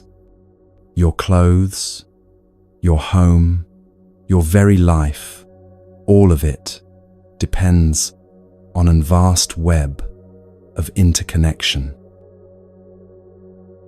When you truly understand this interconnection, compassion arises naturally. How can you wish harm to others when you're so intimately connected to them? How can you remain indifferent to their suffering when their well-being affects your own? This is why the Buddha taught that cultivating compassion is not just a nice thing to do, it's essential to awakening, to freedom, to genuine peace. Now let's practice together, expanding the circle of loving kindness from yourself outward to encompass all beings. Find a comfortable position. Close your eyes if that feels good, or keep them softly open. Take a few deep breaths, letting yourself settle into this moment. We'll begin, as always, with yourself. Bring your awareness to your own presence, perhaps placing a hand on your heart, and gently offer yourself these wishes. May I be safe from harm. May I be happy and peaceful. May I be healthy and strong. May I live with ease. Feel these wishes settling into your heart. If resistance arises, just notice it with kindness and continue. Now bring to mind someone you love, someone who naturally makes you smile when you think of them. Picture them clearly, see their face, remember their presence, and extend these same wishes to them. May you be safe from harm. May you be happy and peaceful. May you be healthy and strong. May you live with ease. Imagine your love flowing toward them like warm light, surrounding them, blessing them. Let yourself feel genuine care for their well-being. You can extend this to other loved ones, one at a time or as a group, family members, close friends, anyone who holds a special place in your heart. For each one, may you be safe. May you be happy. May you be healthy. May you live with ease. Now we expand the circle further. Bring to mind someone neutral, someone you've encountered but don't have strong feelings about. Maybe the person who served you coffee this morning, or someone you passed on the street. or a coworker you don't know well. This person too wants to be happy. They too experience pain and joy, hope and fear. They too deserve kindness. May you be safe from harm. May you be happy and peaceful. May you be healthy and strong. May you live with ease. Notice how it feels to wish well for someone you barely know. This is where we begin to dissolve the illusion that only certain people deserve our compassion. Now comes the most challenging part of the practice. If you feel ready, bring to mind someone you have difficulty with, someone who has hurt you, someone you're in conflict with, someone who triggers anger or resentment. This doesn't mean you condone harmful actions or that you need to forget what happened. But can you recognize that this person too is suffering? That beneath their harmful behavior is confusion, pain, fear. That they too want to be happy, but are going about it in unskillful ways? Hold them gently in your awareness and try, even if it feels difficult, to extend these wishes. May you be safe from harm. May you find happiness and peace. May you be free from suffering. May you find ease. If this feels impossible right now, that's okay. This is lifelong practice. You might simply acknowledge, may you find peace, and leave it at that. Even that small wish is profound. Now, let your awareness expand outward, beyond these specific individuals, to all beings, everywhere. All people in your city, in your country, across the world. People you'll never meet, whose names you'll never know, whose lives touch yours in ways you can't see. All beings, not just humans, but animals, birds, fish, insects. All creatures who experience pain and pleasure, who seek happiness and try to avoid suffering. Imagine your heart as a sun, radiating warmth and light in all directions, touching every living being with the wish for their well-being. May all beings be safe from harm. May all beings be happy and peaceful. May all beings be healthy and free from suffering. May all beings live with ease. Let this wish expand infinitely, like light that never diminishes, no matter how far it travels. Every being in every direction, without exception, may they all know peace. May they all be free from suffering. Sit with this expansive feeling for a moment.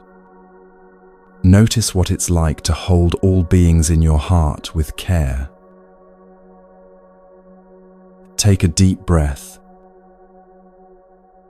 And as you prepare to complete this practice, bring your awareness back to yourself, back to your breath, back to this moment. Whatever you felt during this practice is perfectly okay. Maybe you felt waves of love and warmth. Maybe you felt resistance or difficulty. Maybe your mind wandered and you forgot what you were doing. All of this is part of the practice. You showed up, you tried, and that's what matters. Gently open your eyes if they were closed. This practice of metta isn't just something we do sitting quietly with our eyes closed. It's a way of moving through the world, of meeting each person and each moment with a heart that's open rather than closed, warm rather than cold. Throughout your day, you can practice compassion in small, simple ways. When someone is rude to you, instead of immediately reacting with anger, you might pause and wonder, what pain are they carrying that makes them act this way? This doesn't excuse harmful behavior, but it helps you see the suffering beneath the surface. When you see someone struggling, carrying heavy bags, looking lost, appearing upset, you might offer help, or simply hold them in your awareness with a silent wish. May you be okay. May you find what you need. Small acts of kindness ripple outward in ways you can't see. You smile at someone who's having a difficult day, and that moment of warmth might be exactly what they needed to keep going. They then treat the next person they meet with a little more patience, who then extends kindness to someone else. One small act of compassion creates waves that spread far beyond your knowing. This interconnection means that every moment of kindness matters. Every gesture of compassion counts. You're not just helping one person. You're contributing to the healing of the whole web of life. In Mahayana Buddhism, there's a beautiful concept of the Bodhisattva, someone who dedicates their practice not just to their own liberation, but to the liberation of all beings. You don't have to be a Buddhist or use this term, but you can hold this aspiration in your heart. May my practice, my growth, my awakening serve not just myself, but all beings. May whatever peace I find overflow to others. The Buddha said something beautiful about this. Thousands of candles can be lighted from a single candle, and the life of the single candle will not be shortened. Happiness never decreases by being shared. Your compassion, your kindness, your peace, these don't diminish when you share them. They grow. The more you practice opening your heart, the more capacity you have for love. The more you extend compassion, the more natural it becomes. And this is perhaps the most beautiful paradox of the spiritual path. In caring for others, you heal yourself. In wishing happiness for all beings, you discover your own happiness. In opening your heart to the world, you find the peace you've been seeking. So as you move forward from here, carry this practice with you. Let it infuse your days, your interactions, your way of being in the world. Let your heart be a candle that lights other candles, spreading warmth and brightness wherever you go. Because in the end, we're all in this together, all trying to find our way, all seeking happiness, all deserving of compassion. And when you recognize this truth deeply, you discover that helping others is not separate from helping yourself. that their peace is your peace, that love has no boundaries.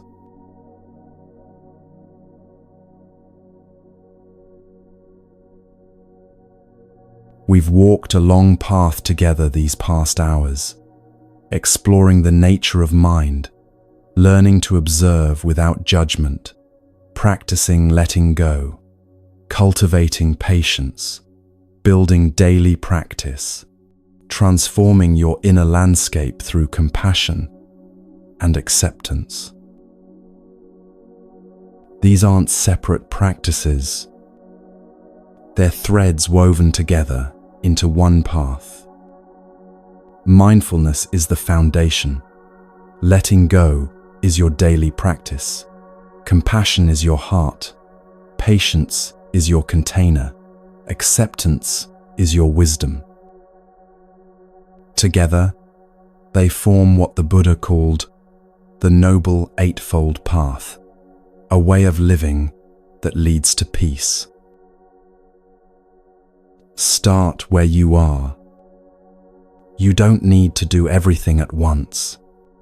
Choose one practice that spoke to you today. Maybe the 3-breath reset. Maybe metta for yourself. Maybe simply noticing when you're grasping. Build slowly, sustainably. Not too tight, not too loose. Listen to your own wisdom. The journey is the destination. You will have hard days. Days when meditation feels impossible, when compassion feels fake, when you forget everything you've learned. This doesn't mean you've failed. Return to your breath. Return to compassion for yourself. The practice is in returning. You're not alone. Take a moment now to notice how you feel. What resonated? What wants to stay with you? You've just spent 3 hours choosing peace. That choice matters. If you'd like, share in the comments where you are and what practice spoke to you. We're all walking this path together, across the world. May you be peaceful. May you be free from suffering.